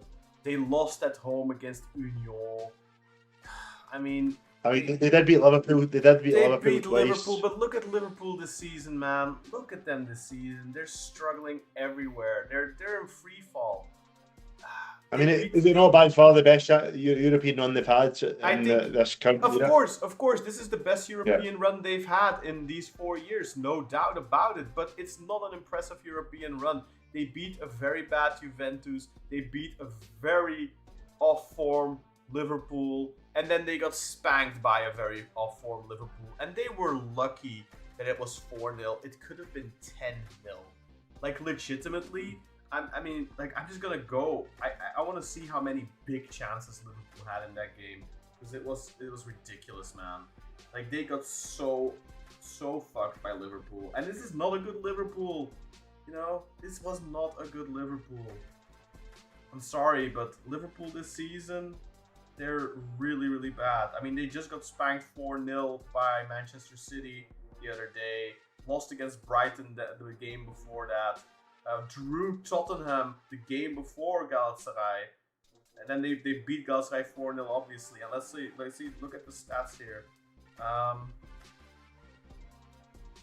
Let's see, where is it? Big chances. 9 big chances. 9 big chances, Kartal. Yeah. I mean, yes, on paper they had a good run in Europe. But in reality, they had a pretty... look what money... They spent 75 million euros on a striker. 36 million euros on a goalkeeper. 30 million euros on a defender. They spent so much money. And Bodo Glimt outshined them in Europe this season, man. I mean, they beat Bodo Glimt, though, to be fair. They beat Bodo Glimt, but it doesn't matter. Bodo Glimt had a more impressive run in Europe than they did. So it's like, and it was a home game against Bodo Glimt. Let them. I want to see them go away at Bodo Glimt. See what happens. I mean, that's what kind of puts me on the fence of saying that the end. Yes, their league performance has been worse, but their European performance has been better than it has in the previous years. They got spanked 5-1 by a terrible Frankfurt side. We played Frankfurt last season, and they had Ekitike, they had Marmouche. That was such a different team. They got spanked by that team this season. They were one of the worst teams in the Champions League. They finished look, that's fair, but they still, I mean, they beat a shit Ajax, they beat Liverpool twice. Yeah, they beat Bodo Glimt. You know where Ajax is in the league right now? They are behind NEC Nijmegen. They are in 5th position in the Dutch league, bro. Like, it's a really bad Ajax. They got really lucky with their draw, man. They got super lucky with their draw, and that those teams... They didn't face a single team in good form. Not a single team. If they would have gotten Bayern München, they would have lost 10-0. I swear to God. So, yes, you're right. They had a better European run, but let's be honest, it was a shit run. Right.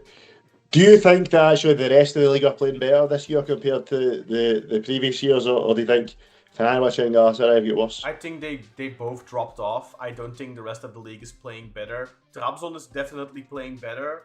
I think Göztepe is the same for the most part. I would even say losing Romelu. They lost Romelu, so they lost a good striker, but maybe as a team they're performing a little bit better. Samsun has dropped off compared to last season, but they had a great run in Europe, so that's understandable. But they definitely were better last season. I think Başakşehir is kind of the same. I wouldn't say they changed much for the better or for the worse. Korjeli has been a good addition to the league, but for the most part, there's no Adana Demirspor. I think that's the biggest difference. Last season, you had essentially 6 points against Adana Demirspor, except for us probably. We managed. We managed to fucking lose against them, but like, you know, everyone else got 6 points against them for the most I'm part. sure we lost 2-1 away, but then I think we beat them like 6-1 or something at home. Maybe, I don't remember. But like, you know, I mean, there isn't that. We don't have an Adana Demirspor in the league this season. So maybe you could argue the league has gotten marginally better. But I think the median quality of the teams hasn't really gone up. I think it's just both Fenerbahçe and Galatasaray are less dominant. Also, I mean, look, it's Osimhen. Galatasaray, you could say maybe not worse, but maybe less focused on the league than they were in the previous years. Osimhen has missed a lot of games, Kartal, and he hasn't. He hasn't been scoring that much. I think he has like 10 goals in the league or something, or 11 maybe. To put that into context, Paulo Nuachu has 23 goals. Last season, I think Osimhen scored 25 or something, or 20 plus at least. Icardi is scoring, but he is, 10 kilo overweight, doesn't run, doesn't work. I mean, he never really did that, but he was sharper before. Yunus Akgün is not having a good season. He was really good last season after Kerem left. That liberated him, gave him wings. He was really good last season. This season, he's not been very good. I think Lucas Torreira, he wants to leave. He's kind of tired of I think they're gonna go through a transition in the summer. Fenerbahçe is just like, I don't know, man. Like, I don't see it. It's not a good team. They spend so much money, but it's not a good team. To me, right now, the best team in the league is Trabzonspor. It's the best team in the league. And RJ said, I'd love to see them win it. Yeah, me too. RJ says that I would, I honestly want Trabzon to win this league. I hate Galatasaray and Fenerbahçe 100%. And the only negative part about that I see is that it should have been us there, because Trabzon didn't spend anywhere near the money we spent, and look where they are.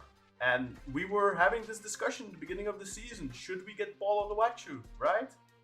I think it's a good time to mention Yusuf Scarvin. Which one?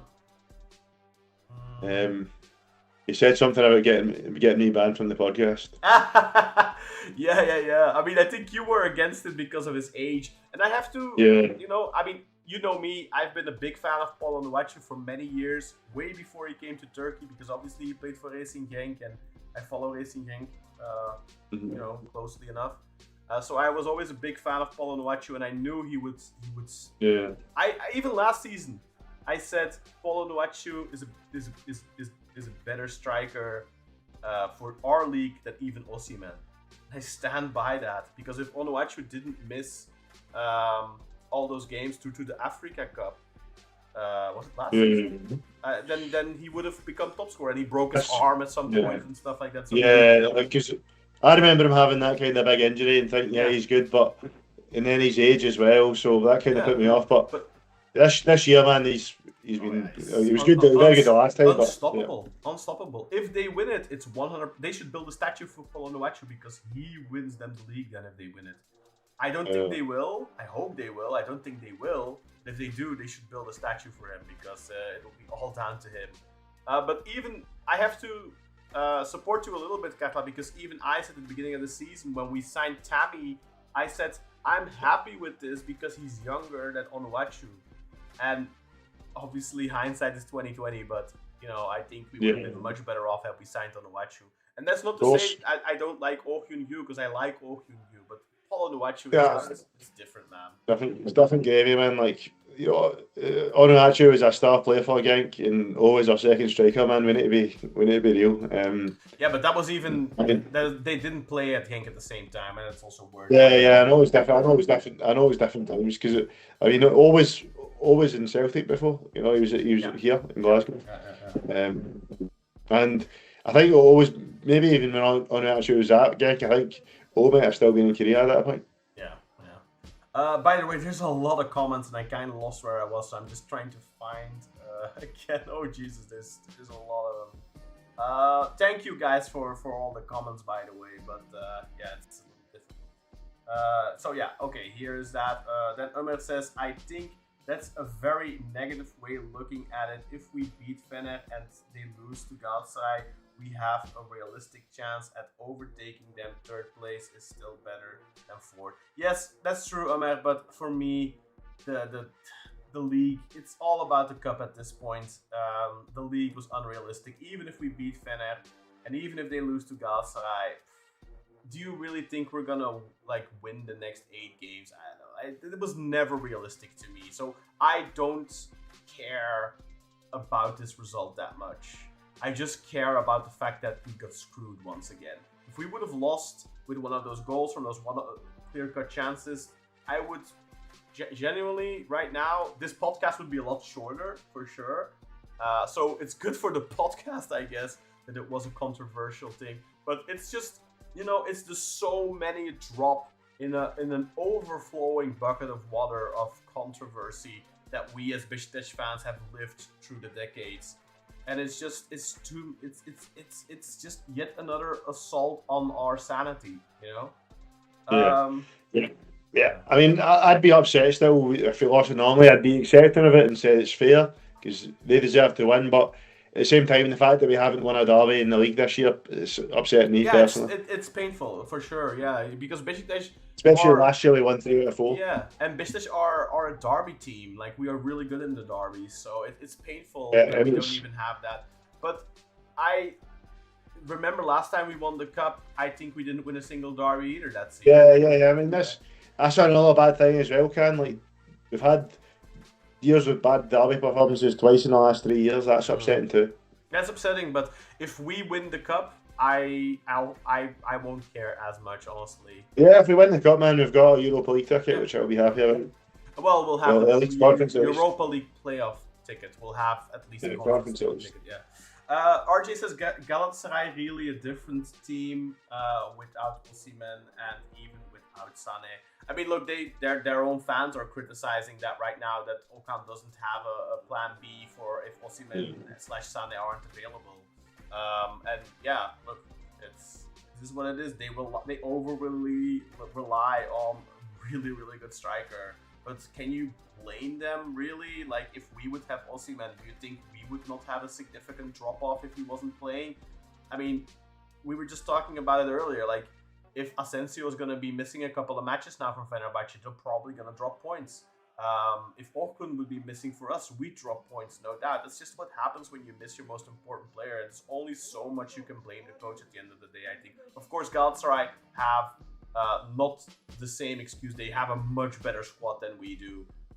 So, you know, even if Osimhen isn't able to play, they still have Icardi, which even in his current state, he's still a lethal finisher. But yeah, if he doesn't touch the ball, like he touched the ball twice in the first half against Trabzon. Twice was from kickoff. The same thing happened a couple of years ago against us. I think it was last season maybe against us, where in the home game he touched the ball like 4 times, and it was every time it was a kickoff. Like he didn't touch the ball a single time in a Yeah. I think that was a Super Cup game we won 5-0. That one, yeah. Yeah, it was that one, yeah. RJ also says it will make our players more hungry. I also kind of think that this injustice that we've suffered now will light a fire under our players' asses. And if we play Fenerbahçe in the semi-finals of the Turkish Cup, that game is a home game for us. I just don't see us losing that because I think our players will be so motivated, so burned on revenge even. And I think Fenerbahçe's head will be somewhere else. Obviously, look, if by then Fenerbahçe are out of the title race, maybe they'll reshift and focus on the Turkish Cup again. But do you really think that if Fenerbahçe, after being thrown this lifeline now, if their dreams get squashed again, I think they're just out for the count, man. Like, I don't see them coming back from yet another... Like, honestly, if it wasn't for Galatasaray losing on the weekend, I think yesterday might have gone very differently, even. Yeah, no, I agree. Yeah. 100%. All right, Grey Wolves. We were saying they were out for the count. Sorry? We were saying they were out for the count. Yeah, no, I mean, Right. Galatasaray gave them the lifeline, right? Or Trabzon. It's Trabzon's job, you know? But now Trabzon kind of needs Fenerbahçe to do the job, and I don't see Fener doing it, quite frankly. I don't see Fener winning away at Galatasaray, because the quality they showed yesterday against us is just enough, man. Grey Wolf says, plus perhaps the refs will give us favorable calls in the cup games, or no more bullshit calls against us. I would be happy with that already if they just left the bullshit calls. By the way, Kartal, you know what's hilarious? Yeah. Fenerbahçe spent so much money this season. They would have spent just 6 million euros and got Paul and Wachu. I am 100% sure they would be champions this season. They would, probably, man. Yeah, probably. No doubt, man. No doubt. RJ says refs should be banned for making inconsistent calls. Such bullshit. By the way, as a Beşiktaş fan, that thought has crossed my mind as well, that now they're probably going to give us a makeup call at some point in an important game for us, which is the Cup. And as a Beşiktaş fan, I want to say, fuck that shit. I don't want that. I don't want to win games like this. This is not like... I saw a video from some German Beşiktaş TikTokers, Giasar93 and some other guys, and they had a Fener fan on. And one of those guys, Beşiktaş fan, was raging afterwards. Like, I would be ashamed to celebrate that goal and that victory. And I 100% agree. I want us to win the cup, and I really, really want us to win the cup, but I don't want to win it like this. I wouldn't want to win a game like this, because that's not Beşiktaş. I'm sorry, but like, yeah, I would be ashamed if we won a trophy like this, or even getting through a final like this. Like, I don't want that. I'm sorry. Just call it down the middle. That's all I'm asking for, man. RJ says, no, sorry. Ahmed says, if we reach the final, somehow we are losing against Galatasaray because they don't have a big game coach. Sergen is a poor man's Bilic. Yeah. Bilic has left us with, nah, that's a lot of bullshit. Us with a spine. Sergen will leave us spineless. Nah, that's no. Man, Sergen is definitely a big game coach, man. This is just confirmation bias this season that he hasn't managed to win those games, but he performs well in the big games, in the preparation for the big games. Yes, the in-game management hasn't been good enough. I fully agree with that, but that's also in part due to the lack of options he has. I think if we play the final, we have a really good chance at winning it. Yeah, I think that's unfair. I've been noticing a lot of Sergen slander, by the way, and we've criticized Sergen harshly on this podcast as well, but I do feel like there's people out there who, like, literally, like, yeah, you add stuff on top, like, too much, you know, like, it's, you gotta call his shit, you gotta call it out, like, the stuff he does, you can call it out, but to say that Sergen is a poor man's Bilic, first and foremost, I think Bilic is much better at laying foundations than Sergen is. But Bilic was really not good in the derby, managing of the derby games, man. But also, Bilic didn't have the quality. So, I think Bilic gets a little bit of a bad rap. Don't you think, Kakla? I think if you give Bilic the 2015-16 squad, I think he wins the league too. You'd like to hope so, man. Obviously, you can't take away what Chanel Guinness done. There's certain things that wouldn't have changed if Bilic stayed. Like, I thought Bilic I suppose was a really good coach. I thought he was a really good coach. Maybe, to be fair, he might have been forced into it. Like, for example, like bringing Olsen back into the top 11 and playing him kind of beside Atiba. Like, Bilic was playing Veri and Atiba together, and then after Veri got injured, was playing Veri and Tolgai together more. So yeah, but then Tolgai got injured. So don't forget Tolgai got injured. So Chanel didn't have that option in the beginning. So maybe you could argue that Chanel then got forced into playing Oğuzhan where he did because Vili done his shoulder and Tolgay was out with the ACL injury. So who knows what Chanel would have done if he had Vili and Tolgay fit. Yeah, who knows? But that turned into a stroke of magic. Who knows? He could have won it. I don't think you can say for sure, but I think he would have a very good chance. We were so close already in 2013, 2014, I felt. And it was just the lack... Yeah, 14, 15. It was just the lack of maturity of the team. And I think with the additions of Quaresma and Gomez, that was just the thing that put us over the edge. I genuinely think that Slaven Bilic would have won it. So I think, the Slaven Bilic slander is not necessary in my opinion. And I also think that calling Sergen acting like Sergen can't handle big derbies is a load of shit. I think it's just down to quality of the team. And I think Sergen right now, this team is lacking something. And Bilic's team was lacking something too. And there's only so much a coach can do. And I'm not saying Sergen couldn't do more. That's not what I'm saying at all. But to act like these derby losses are purely on him, no. That's disingenuous in my opinion. RJ says, I want to win the Super Cup, but we aren't prioritizing our striker with the current status. Super Cup, okay. He means the Turkish Cup, I guess. With the current of our wing. Yeah, no, of course not. Yeah, that's the thing. And there's some people already, they're criticizing Okungyu. They're saying, we need a Baba striker. I mean, you put Paul and Wachu in this team. He's gonna probably score some more goals just because he's a big motherfucker. But we are so bad at servicing our striker. Like, it was a problem with Tammy Abraham too. And Tammy Abraham's a big motherfucker too. It's not like Tammy was scoring header after header after header either. Like, we just are very bad at servicing our striker. So at the moment, I think, there's... O's getting some shit on social media, but can we really blame the guy when he's not getting any chances apart from that one chance with his head?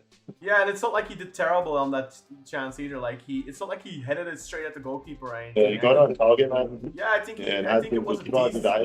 it was a decent header, and I think people who are saying that was a bad header are being very, very harsh, because that was definitely not a bad header. One of the first things they teach you as a striker is to head it towards the floor. They want the ball to bounce just in front of the goalkeeper, because that's very treacherous. Then they can miscalculate and it can, they'll dive and it can bounce over their hand or something.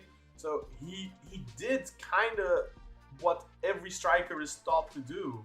So it was a decent header. I'm not saying it was a great header, but it wasn't a bad header by any stretch of the imagination. So he was provided with one proper chance in this game. I think he did a good job. Ederson made a good save. If we service him, if we provide him with 2 or 3 chances like that, look at Sheriff, he comes in and he gets 2 chances right from the go, right? It's not even like they created them, we gave them, but I mean, give O some chances and he'll score, right? And I think Ömer is gonna hopefully agree with that as well here. And RJ says, I thought O was good for how little service he was given. He took the ball from our own box. Yeah, I agree. O shouldn't be dropping so much. I don't want to see our striker next to Ndidi. He is wasting too much energy dropping so far back. I also think that's due to the fact that Olaitan is playing on the left. Eden zei het was stiller! Olaitan is playing. Sorry about that, but he's being very loud. I don't know if you guys hear it, but it's been annoying me for a bit now. Olaitan playing on the left. I think when you have Olaitan in the center with that dynamism, that box to box, I think that then also allows O to not drop down as much as he is currently doing. I just think that with the Asllani, Ndidi midfield, Asllani and Ndidi, they're gonna be deeper more often. That's gonna leave Okun more isolated, which then in turn leaves all to have to come and help out more. It's just not a good configuration right now. RJ says Paulo Nuacho is good because he's got more experience, 31 years old, strikers develop. Nah, I'm sorry. Gotta call BS on that, RJ. I've been watching Onuachu for a long time. He was this good at 25 too. I can tell you that as somebody who watched him. He's been a beast like this for years. He's a specimen. He is a very, very good striker. Doesn't matter that he's 31 years old. It's not the experience. This is just what he does. This is what he does. He's a natural goal scorer. I think I said this on the podcast last year or the year before. I don't remember exactly when he played for Cubs the first time. Was it the year before last? I think. But I even said it back then. Like he is. No, I think it was last season, right? I said then that he is the best natural goal scorer, even better than Icardi. And that was in Icardi's prime at Galatasaray. So that just tells you how much I like Onuachu. He's really, really good. There's so many comments. Of course I can. 20 million for Agbadou is already criminal. Murillo came because of a fight with his club and not because he was in their plans. Well, you don't know that. He was on their radar, clearly. I find it insane how Orkun is a midfielder, yet he gives more service towards our striker than our wingers. Yeah, but Orkun is a midfielder, but he's a creative winger. He's a playmaker, right? He's not exactly a number 10. He's a modern number 10 because he works his ass off. He contributes defensively, but he has all the qualities of an old school number 10. He has the playmaking skills, the vista, or vision, if you rather, the ability to pass, cross, shoot, score goals, finish in the box himself. He's a really, really good player. He's just on another level. And he just needs to have some more quality around him. So give him 2 proper wingers, and that would also increase his performance. Look in the game against Kosovo for the national team, where he actually had a proper winger with Kenan Yildiz on the left. How many times did Orkun receive the ball in the center and immediately play a perfectly timed true ball on Kenan? Every time. Perfect. Just perfect pass into Kenan's feet. But he doesn't have that at Besiktas. He doesn't have a player to play alongside with. I thought it was magical to see him play alongside Ferdi and Kenan on the left. Turkey's left-hand side that's the best I've seen Turkey's wing in a very long time, which in turn just shows that Orkun needs to play and start every game for the national team. It's a crime not to start him because the team plays better with him. He is somebody that makes the team function, and it's the same thing with Beşiktaş. He just needs better partners. If Orkun was Argentinian, he would be starting in the World Cup this year over McAllister. I fully agree with that, man. I think so too. I've even seen comments from Argentinian fans saying that they thought Orkun was an amazing player. Sergen can't be trusted with 50 million euros. I'm sorry, man. He did a great job this window. I think he will do again in the summer. Well, him and Serkan Rejber, Kartal. I mean, do you think this is warranted? This negativity that Sergen can be trusted with the money? To be fair, like Serkan Rejber is the man that finds the players, and Sergen makes the final decision. So it's not Sergen that's doing the finding the players himself. I think Serkan overall did a good job in January. I'm starting to, when Agbadou first came, before he came, I was saying that the fee was too much. I'm starting to think that again because I think his performance has been a bit up and down. But overall, I think you're too harsh, Kartal. You're too harsh. Do you think? I mean, compare his performance to Davinson Sanchez. Davinson does the same stuff, but they're both very strong, dominant defenders. Do you think defenders don't make mistakes? Is there a flawless defender? Skriniar is probably the best defender in the league. He's probably the closest, but everyone, I don't know, man. I think you're being too harsh. I hope you're being too harsh. I hope that this time, next season, I don't have to say, God damn it, Kartal, you were right. I think it's too early, man. But I think, Agbadou is clearly a very good defender, in my opinion. But the big question is, he had a really good start at Wolverhampton as well. So how is it going to be in 6 months' time, right, or 8 months' time? But yeah, I mean, other than that, like Alaitam was a good signing. All was a good signing in my opinion. Who else did we sign? Aslani, yeah. Aslani's been pretty bad, man. I mean, bad. Has he been? Why has he been bad? He hasn't. Bad because is there any game you felt this guy's made a difference apart from the one he had the assist and then he sent off after? No, but that doesn't mean he's been bad, right? He's put in like 6 out of 10 performances. It's not like he's been shit, you know. He's fucking. I think he's a bit of a Casper, man. Of a ghost. I mean, for me, that's the worst transfer this January is Christian Aslan, and he was a loan and not even an obligation to buy, so I don't have any problem. So other than like, I think the players we signed on a permanent have all been good signings. So who did we sign? Agbadou, Murillo, Olaitan. Did we sign anyone else? I think that's it, right? Vasquez hasn't played, so he could maybe say he's off. Again, alone though, and you have to also say Ersin's performance has really gone up since his arrival. So he has had a positive effect indirectly as well because the added competition.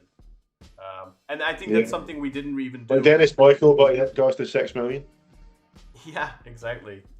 And then Anil says Orkun is one of the best midfielders in the world. I feel bad for him if we can't create a team that can play with him. He should go and save his career. It's too early for that, man, for that kind of talk, I think. I've seen this sentiment in the group chat as well from some people. Like they feel sorry for Orkun. I get that.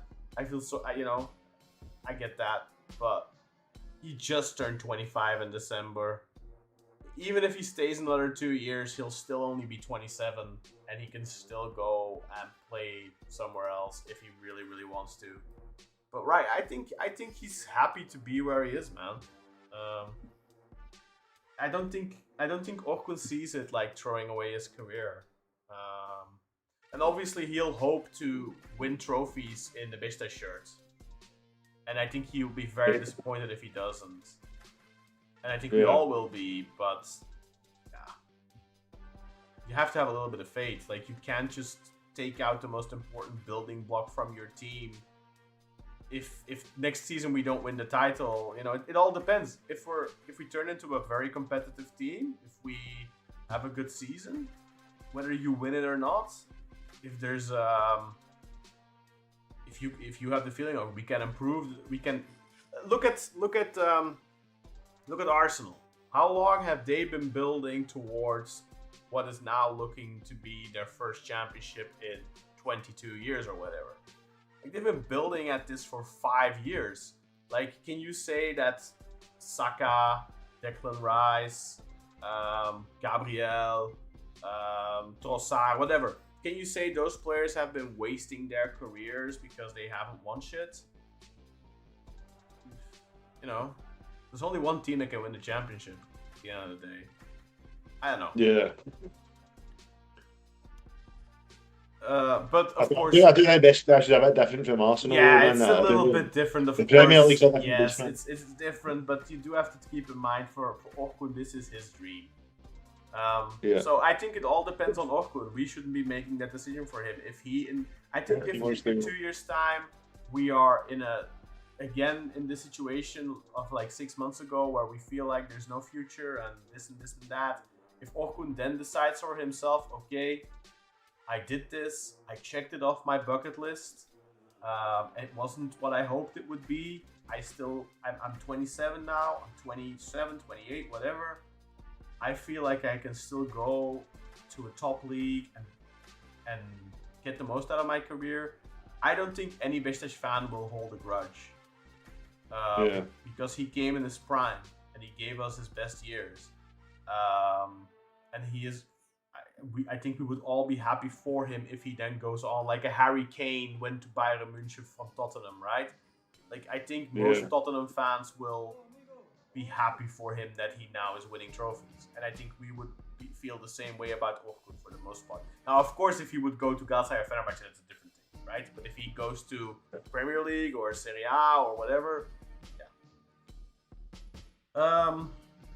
If Czerny had scored from that header blocked by Ederson, I think we could have capitalized and the game would have ended more differently. Yeah, I think so too. I think that would also boost confidence for some players, including Czerny. Maybe then we would have been more dangerous on the break. That's the thing I was most disappointed by in this game. I think in the second half that we didn't have a single decent counter. Yeah. Other than right no at the end. Yeah, other than right at the end with Mustafa. And I do feel like if All was still on the pitch, that could have potentially been a very dangerous position. He definitely would have done better with it. He has more pace. I was sad that All wasn't on the pitch anymore, because I think if you left him on and didn't make that Mustafa sub and that ball falls to Oh Kyun-gyu, yeah, maybe we're talking differently right now. Yeah, I did feel that All was pretty tired though before he came off. So. Maybe. But he's also very, very motivated to score. I'm sure he would pump out the last nanograms of air out of his lungs just to get into that position. He would definitely not have fucked it up like Mustafa would have. He would have done more with it. Yeah. Maybe he wouldn't have scored, but I think he would have at least gotten a shot off or something. It was pathetic, you know. Mustafa didn't even get a shot off. It was really pathetic. Yeah. Olaitan is a workhorse, but his football IQ is like El Bilal's. It's near zero. I don't know. I mean, I agree that the not passing was very low football IQ there. I've seen in the past games that he has shown very good signs of footballing ability, so I don't know, man. It's a little early for that. I don't think he's the most visionary player, for sure. He doesn't have that brilliance that Orkun does, but I don't know. I mean, you've likened him a little bit to Jetson in the past, Kartal. What do you think about Olaitan's football IQ? I think he's a better passer of the ball than Jetson is. Yeah, for sure. Maybe doesn't have that raw physical power that Jetson does, but he's still very strong. Very strong, maybe not as strong as Jetson. Maybe I think he's a good dribbler like Jetson as well. Maybe Jetson is a bit better of a ball carrier. Jetson, his last season was a better finisher, but I think overall he's a more complete player than Jetson. So I think he's a lot better in the passing game. I don't know. I like Jetson a lot, though. I'm a big fan of Jetson. But I like Olaitan too. But if I'd have to choose, I think I'd pick Jetson. Olaitan is younger, though. I'll pick. I'd pick Olaitan because I think Olaitan's a better passer, as I've said. I think especially when he first came in the midfield, he was making a difference with his passing as well, not just his. Yeah, you called him a maestro even. He was playing some beautiful passes, man. Yeah. Like some of the passes he was playing were beautiful. Yeah. Not denying that. Things we didn't really see. We maybe only saw once or twice from Jetson in like 3 years. Omer says we must go to the Conference League next season and have these winter transfers showcasing themselves. Otherwise, in 2 years, we will be stuck in a loan cycle with them. Okay, I thought you were going to go somewhere else with that one. I thought you were going to we must go to the Conference League so we can win the Conference League in our own stadium, but you went to, let's get these players to show themselves so we can offload them. Okay, yeah, okay. I would prefer us building towards something like a trophy or something. I don't know. Anil says, beggars can be choosers. Olaitan brings a lot. Brings to the squad that we can't get from anyone else. He's not the one that's supposed to rack the assists. Czerny was non-existent. Yeah, I agree. I think Olaitan is there to connect the midfield a little bit together. I mean, Orkun is clearly the brilliant guy on the midfield, but obviously right now Olaitan is being forced to play in a position that's not his natural one, and the wings are just a big issue. On the watch show would be horrible for us. We have no wingers who can. I'm going to cross to him. That's what Omer says, I agree with that. RJ, I have beef with certain fans who think the striker's only job is to score. Yeah, no, I mean, I agree. I mean, if you don't service your striker, you can't really expect them to score. It doesn't matter what striker we get. If we can't sign new wingers or fullbacks, we aren't helping the striker. Yep, 100% agree. When's the last time he scored? Seriously, he looks scared to shoot. Who's that? What's that about? Who's that about? I'm not quite sure. Jenny, maybe? I don't know. Depends on the striker. Does Osimhen/Icardi waste their time running to midfield every game? I mean, Osimhen works a lot. They deliver without doing it. That's a striker. I mean, Osimhen's all over, man. Like, he's running behind every ball like a crazy guy. Icardi is the one who does a very limited amount of running. Omer says, do not buy Aslani, El Bilal, and Jota. Yeah, I think that much is clear. Cartel, any of those players you would reconsider? Maybe El Bilal? I don't know. No, I wouldn't buy any of them personally. Yeah, me either.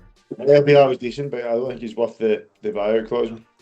How much would you buy El Bilal for? What would you consider? 5 million, 6 million. Yeah, I mean, I think he's a good player. I kind of like him, but I don't know where he would fit. Because, like, I don't like him on the wing. And I want a different profile. And, yeah, I want someone else as a second striker. So, even though I think he's a good footballer, I wouldn't even get him for 5 or 6 million because I don't think he's the right profile. I think if you're going to get another striker, which we should, because we can't go into next season with Mustafa Hekimoğlu as number 2 again. We need a second striker, whether that's somebody who can really compete with Oh Hyun-gyu for the starting place, or it's somebody that's going to be a clear second behind Oh Hyun-gyu. It doesn't really matter. I think we need somebody who has presence in the area, somebody you can bring in the last 15-20 minutes if you need a goal, and who can offer you a good option, a tower, a battering ram, like a Wout Weghorst, for example.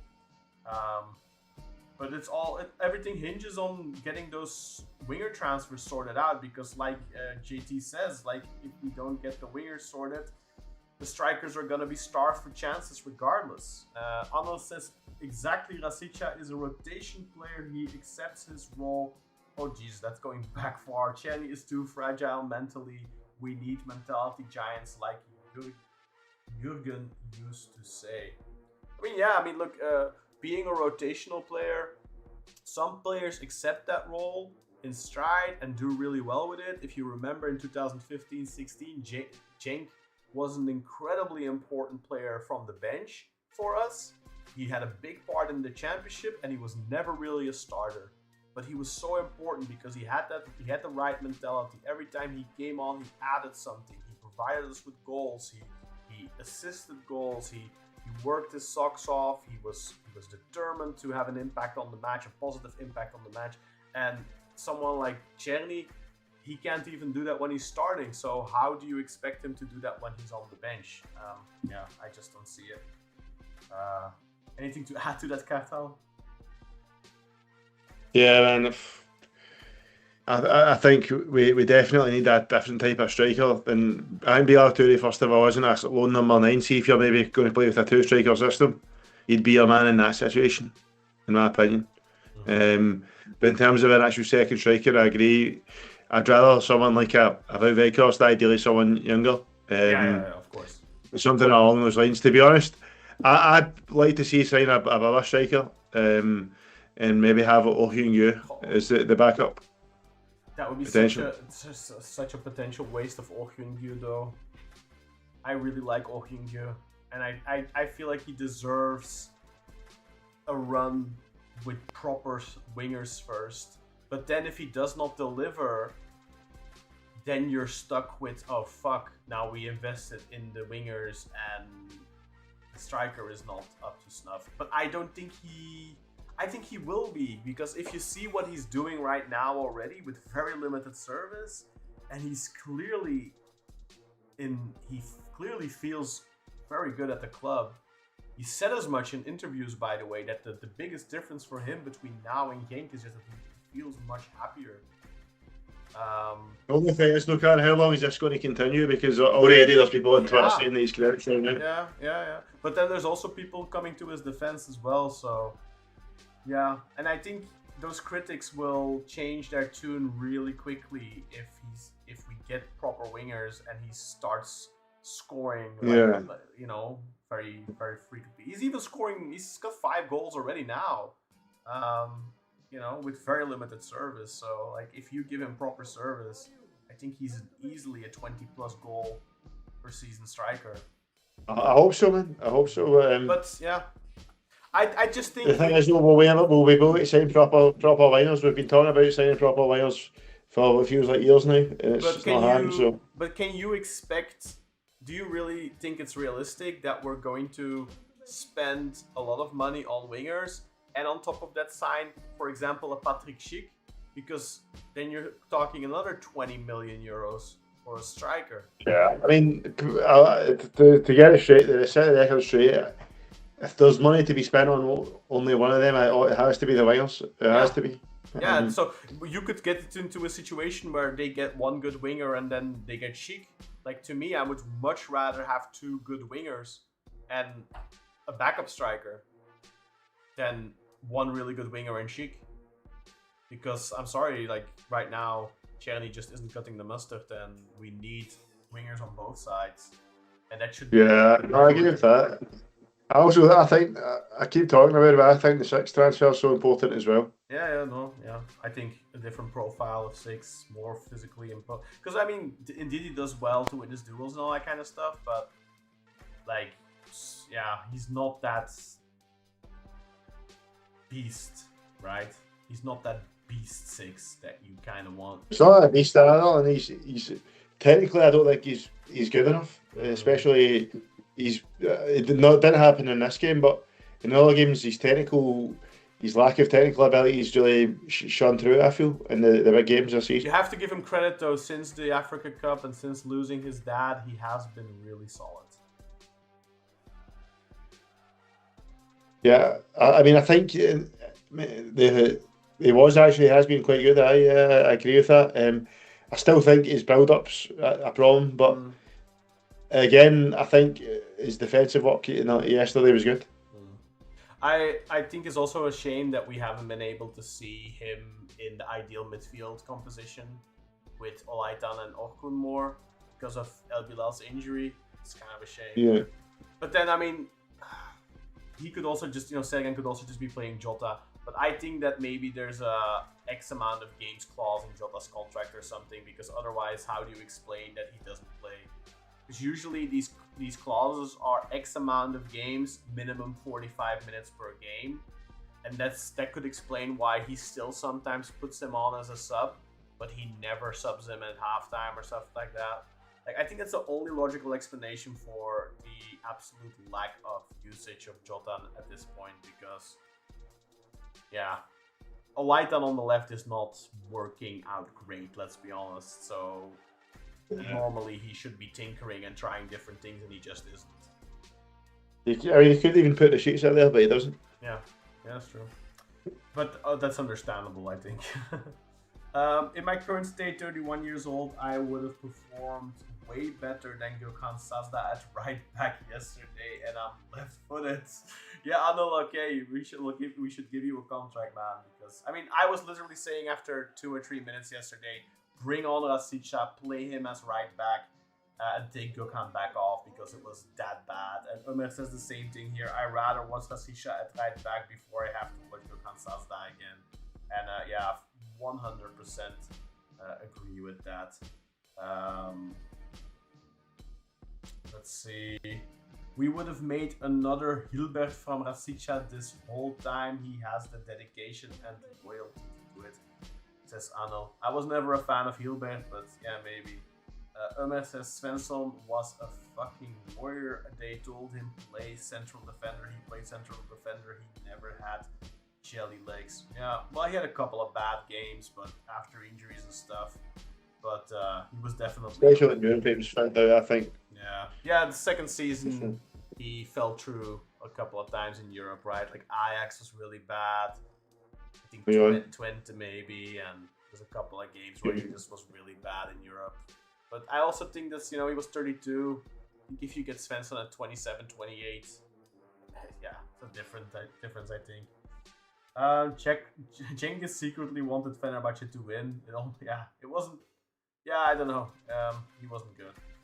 Exactly. At least Svensson had that standard. You knew what you were gonna get. I don't understand how somebody like Sazdağı can wear a Beşiktaş jersey. Is what Anil says. Grey Wolf says thoughts on Ersin. Keep him or get a new goalkeeper. I feel if we cannot get a world-class younger keeper, then keep him. Cathal, what do you think about Ersin? I mean, he's been doing better, man, but I still think we should invest in a very good foreign goalie. And the news is pointing towards that as well. So yeah, 100% agree still with that. But then, would you want to keep Ersin as number 2? I think you could, and if there's suitors, you could potentially sell him. I mean, he's out of contract, so it's either new contract or he leaves for free. I think we should offer him something. Personally, I would offer him a contract out of respect. He deserves it. But if I was Ersin, I would leave. I think he needs to leave for his career, because at Besiktas he will never be seen as the number 1. He will always be seen as either a liability. Even when he's playing good like this, he will be seen as a liability, or he will be the backup. He's 25 years old. I think he should go and sign for a European club, get out of the country, get out of the toxic shithole of the Super League, and develop himself, work on himself, become a better goalkeeper, and maybe come back at some point. But I think he should go. I also think that Beşiktaş, we should offer him a decent contract. He deserves that. But with the clear caveat of, look, we're going to give you an extension, but you're going to be number 2. We want to bring in a new goalkeeper, period. I think he, right now, with how he's playing right now, he is good enough. But that's, yeah, good enough. I don't know. I think we need better feet. And I love Ersin, but he's been given so much disrespect by our fans. He just needs to go, man. There's nothing to gain other than money for him in staying. He will never get the appreciation he deserves, and he will never be seen as the number 1. The only way he can ever be seen as the number 1 goalkeeper is if he goes away, does really well, and comes back as a better player. It's the only way that Beşiktaş fans will ever see him as the number 1. So, yeah. I think he should leave, but not because I think he's shit, because I really like him, and I think he needs to do it for his career. RJ says, in that O header, I am the only one who thought that Czerny could have easily just tapped in the ball instead of doing whatever he did to let the defenders gain on him. Yeah, I think he needs to just pounce on that. Like, the fact that he tries to, like, what did he try? Like, cut back or something? Yeah, he allows, like you say, he allows the defenders to get on the line and block it. So I think he has a much better chance of scoring if he just pounces on it, because then they don't really have a chance to react. So yeah, I think Czerny did pretty poorly there. Why did we ever let go of Muleka if we're still bringing on Mustafa Erhan to replace him?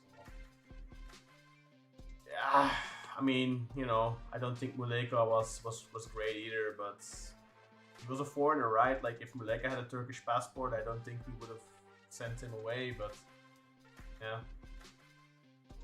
It's not the level we need either, let's be honest. Like, we would have been better off the last 2 seasons had we kept Muleka, because he was better than whatever alternatives we had, but he still would not be good enough. Right? I think Umut Nair, that's the one who got away, in my opinion. You should have always kept him. And I even said that back then. Don't let him go. Why are you letting him go? It's fucking stupid. He's the one we should have kept. Kante was a panic signing. Yeah. Kante was a panic signing. They do this every year. Yeah, I mean, Fenerbahçe, who can make sense of Fenerbahçe's transfer policies, man? Kante alone is 80 million with add-ons. Yeah, they're spending a ridiculous amount of money on him. He's a great player. But like, and he showed it in this game for sure. But it's not gonna make the difference between them winning the title and not, unless he plays an amazing game against Galatasaray maybe, and they somehow manage to win there. Then maybe it'll turn out to be a stroke of genius that they signed him, right? But I don't know, man. I think the trade-off, the money that they're paying him, I think they could have, they would have, I think they would have had a much better chance at winning the championship had they gotten a proper striker instead. That save that Ersin made my heart drop. I'm not sure which one he means. Ersin got a card for asking what the fuck. Yeah. Kaan, let's be honest, you'd prefer Honor too, because Honor was already in the club. We spent 1 million on Gökhan to replace shit. No man, I hated Honor so much, man. Like, you know, I don't want either of them.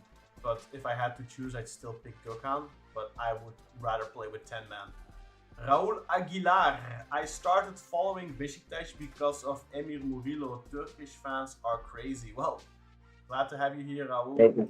Let us know what you thought of that referee performance. Grey Wolf, I didn't see how did Murillo got hit.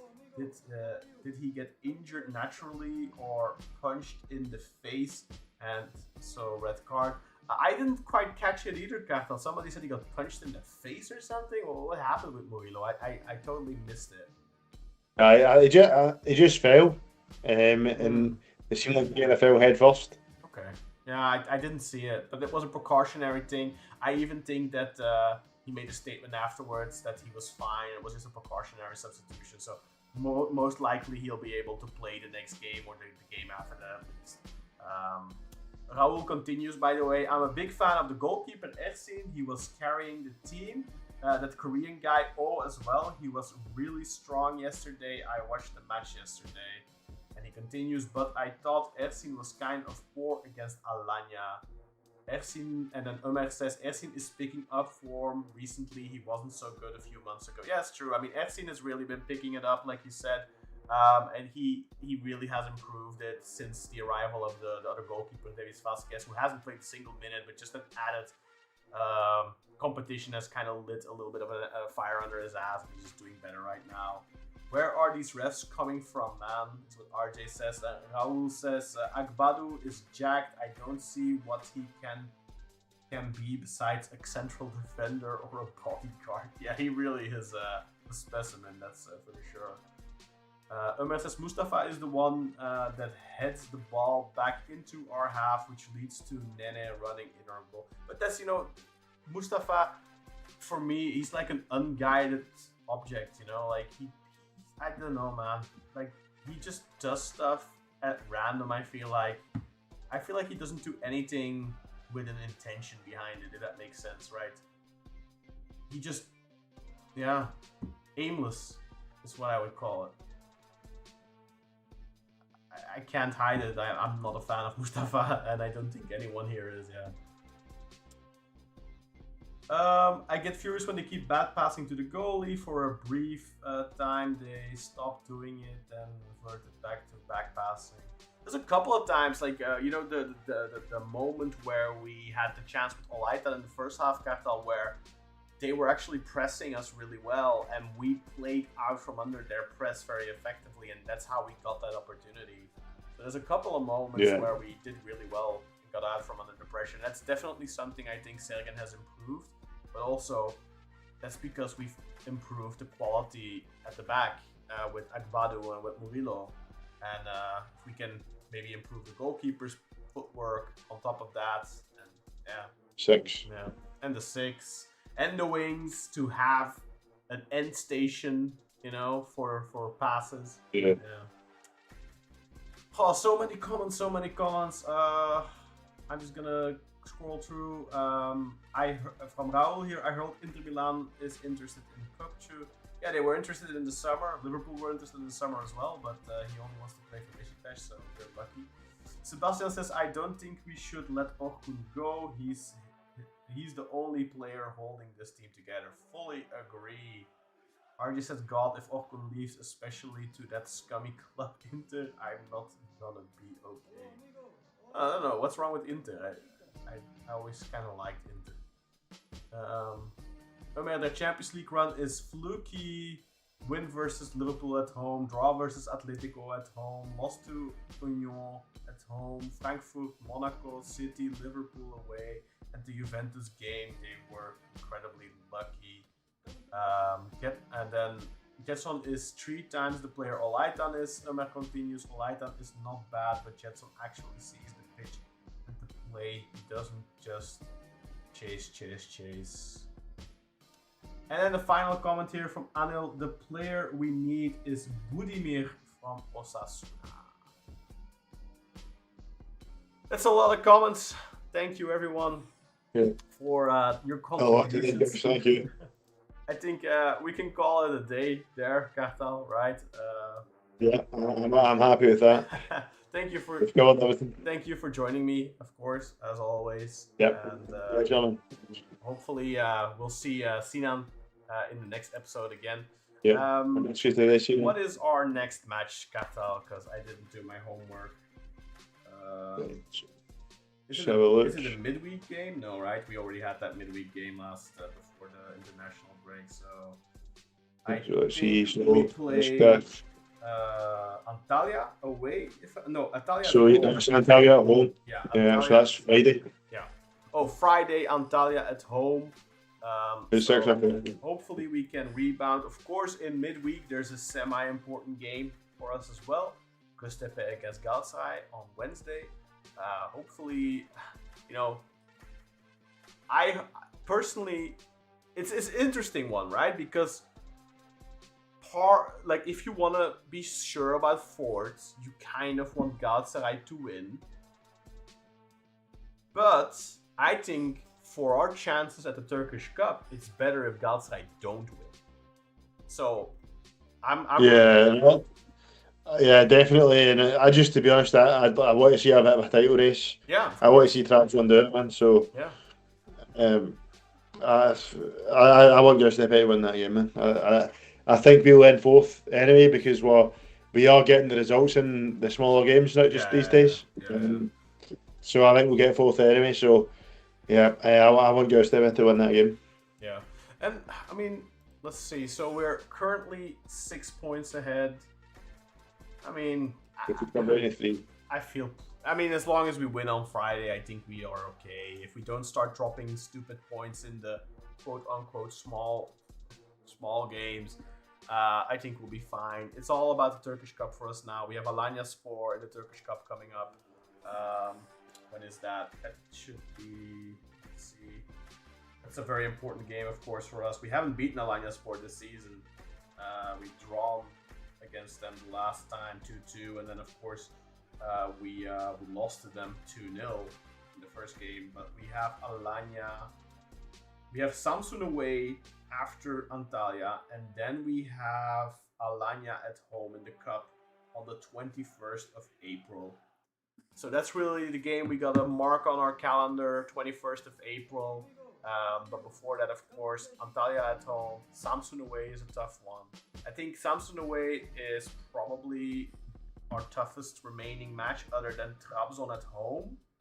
And we also have Rize away on the last match day. But I think our schedule is not super hard anymore. So yeah. That's it for this episode of the Black Eagles podcast. We'll see you again after Friday's match against Antalyaspor. We'll communicate on our official social media channels when exactly we will be live. Might be after the game on Friday. I'm not 100% sure, but we'll let you know. Of course, keep an eye on our social media: TikTok, Instagram, Facebook, Twitter, all those channels. And of course, scan that QR code right down here with your phone. Raul, man, we want to see you in the chat. And you will join our WhatsApp community. Raul, Anil, RJ, scan the code, guys. Join us in the WhatsApp community. Come talk with us and all the other guys. Nasser, Ömer, Grey Wolf, Sinan, Kartal, myself, Nathan, Mario, Sebastian, all the regulars. There's a big community there. Growing constantly on WhatsApp. Come join us over there. Go and check out our Patreon on patreon.com/BesiktasPodcast if you want to support the podcast. With $1.99 a month for a membership, you'll get access to the Sinan Sporting Report. You'll get access to the VIP podcast that I do. And most importantly, you'll be supporting the podcast and helping us keep on going so we can pay our bills like teams and all that kind of stuff. And the new app, I got a CapCut Premium to do our shorts and stuff like that. And I think the shorts are working. We're getting a decent amount of people coming in from TikTok and so forth. I think we've gotten some new viewers from there. So go and check us out. Like, comment, subscribe, share with your friends. Thank you all. Cathal, can you do the shout outs if you decide to become a sponsor of the podcast by joining us on Patreon or hitting the join button on YouTube? You'll get your name up at the end of the show and you'll get a shout out by Cathal or Sinan like this. Thank you very much to our members. Gökhan Sazdağı, Nathan Davis, Finish Kalas, Justin Gray, Michael Barry, Ömer Günal, Michael Yaylagöz, Sartan, Efe Sezen, Özcan Oğuz, Atılcan Malak, Mertan Mert, Rıfat Caner Anıltürk, Flacco 54, Eray Göndür, Serkan Özen, Ali Ç, Birged Laşmi James, Ara, the Irishman Hennessy, Mario 1 and a 2 and a 3, Vargas, Onur Seçer, Nihal Tarık, Sebastian the not sporting director Heiner, the Vigilante Top, Turkish Delight _28, Nasty Naz Nasser, and the financier, the Dutch Eagle. Thank you very much for listening, guys. Have a nice night. God bless.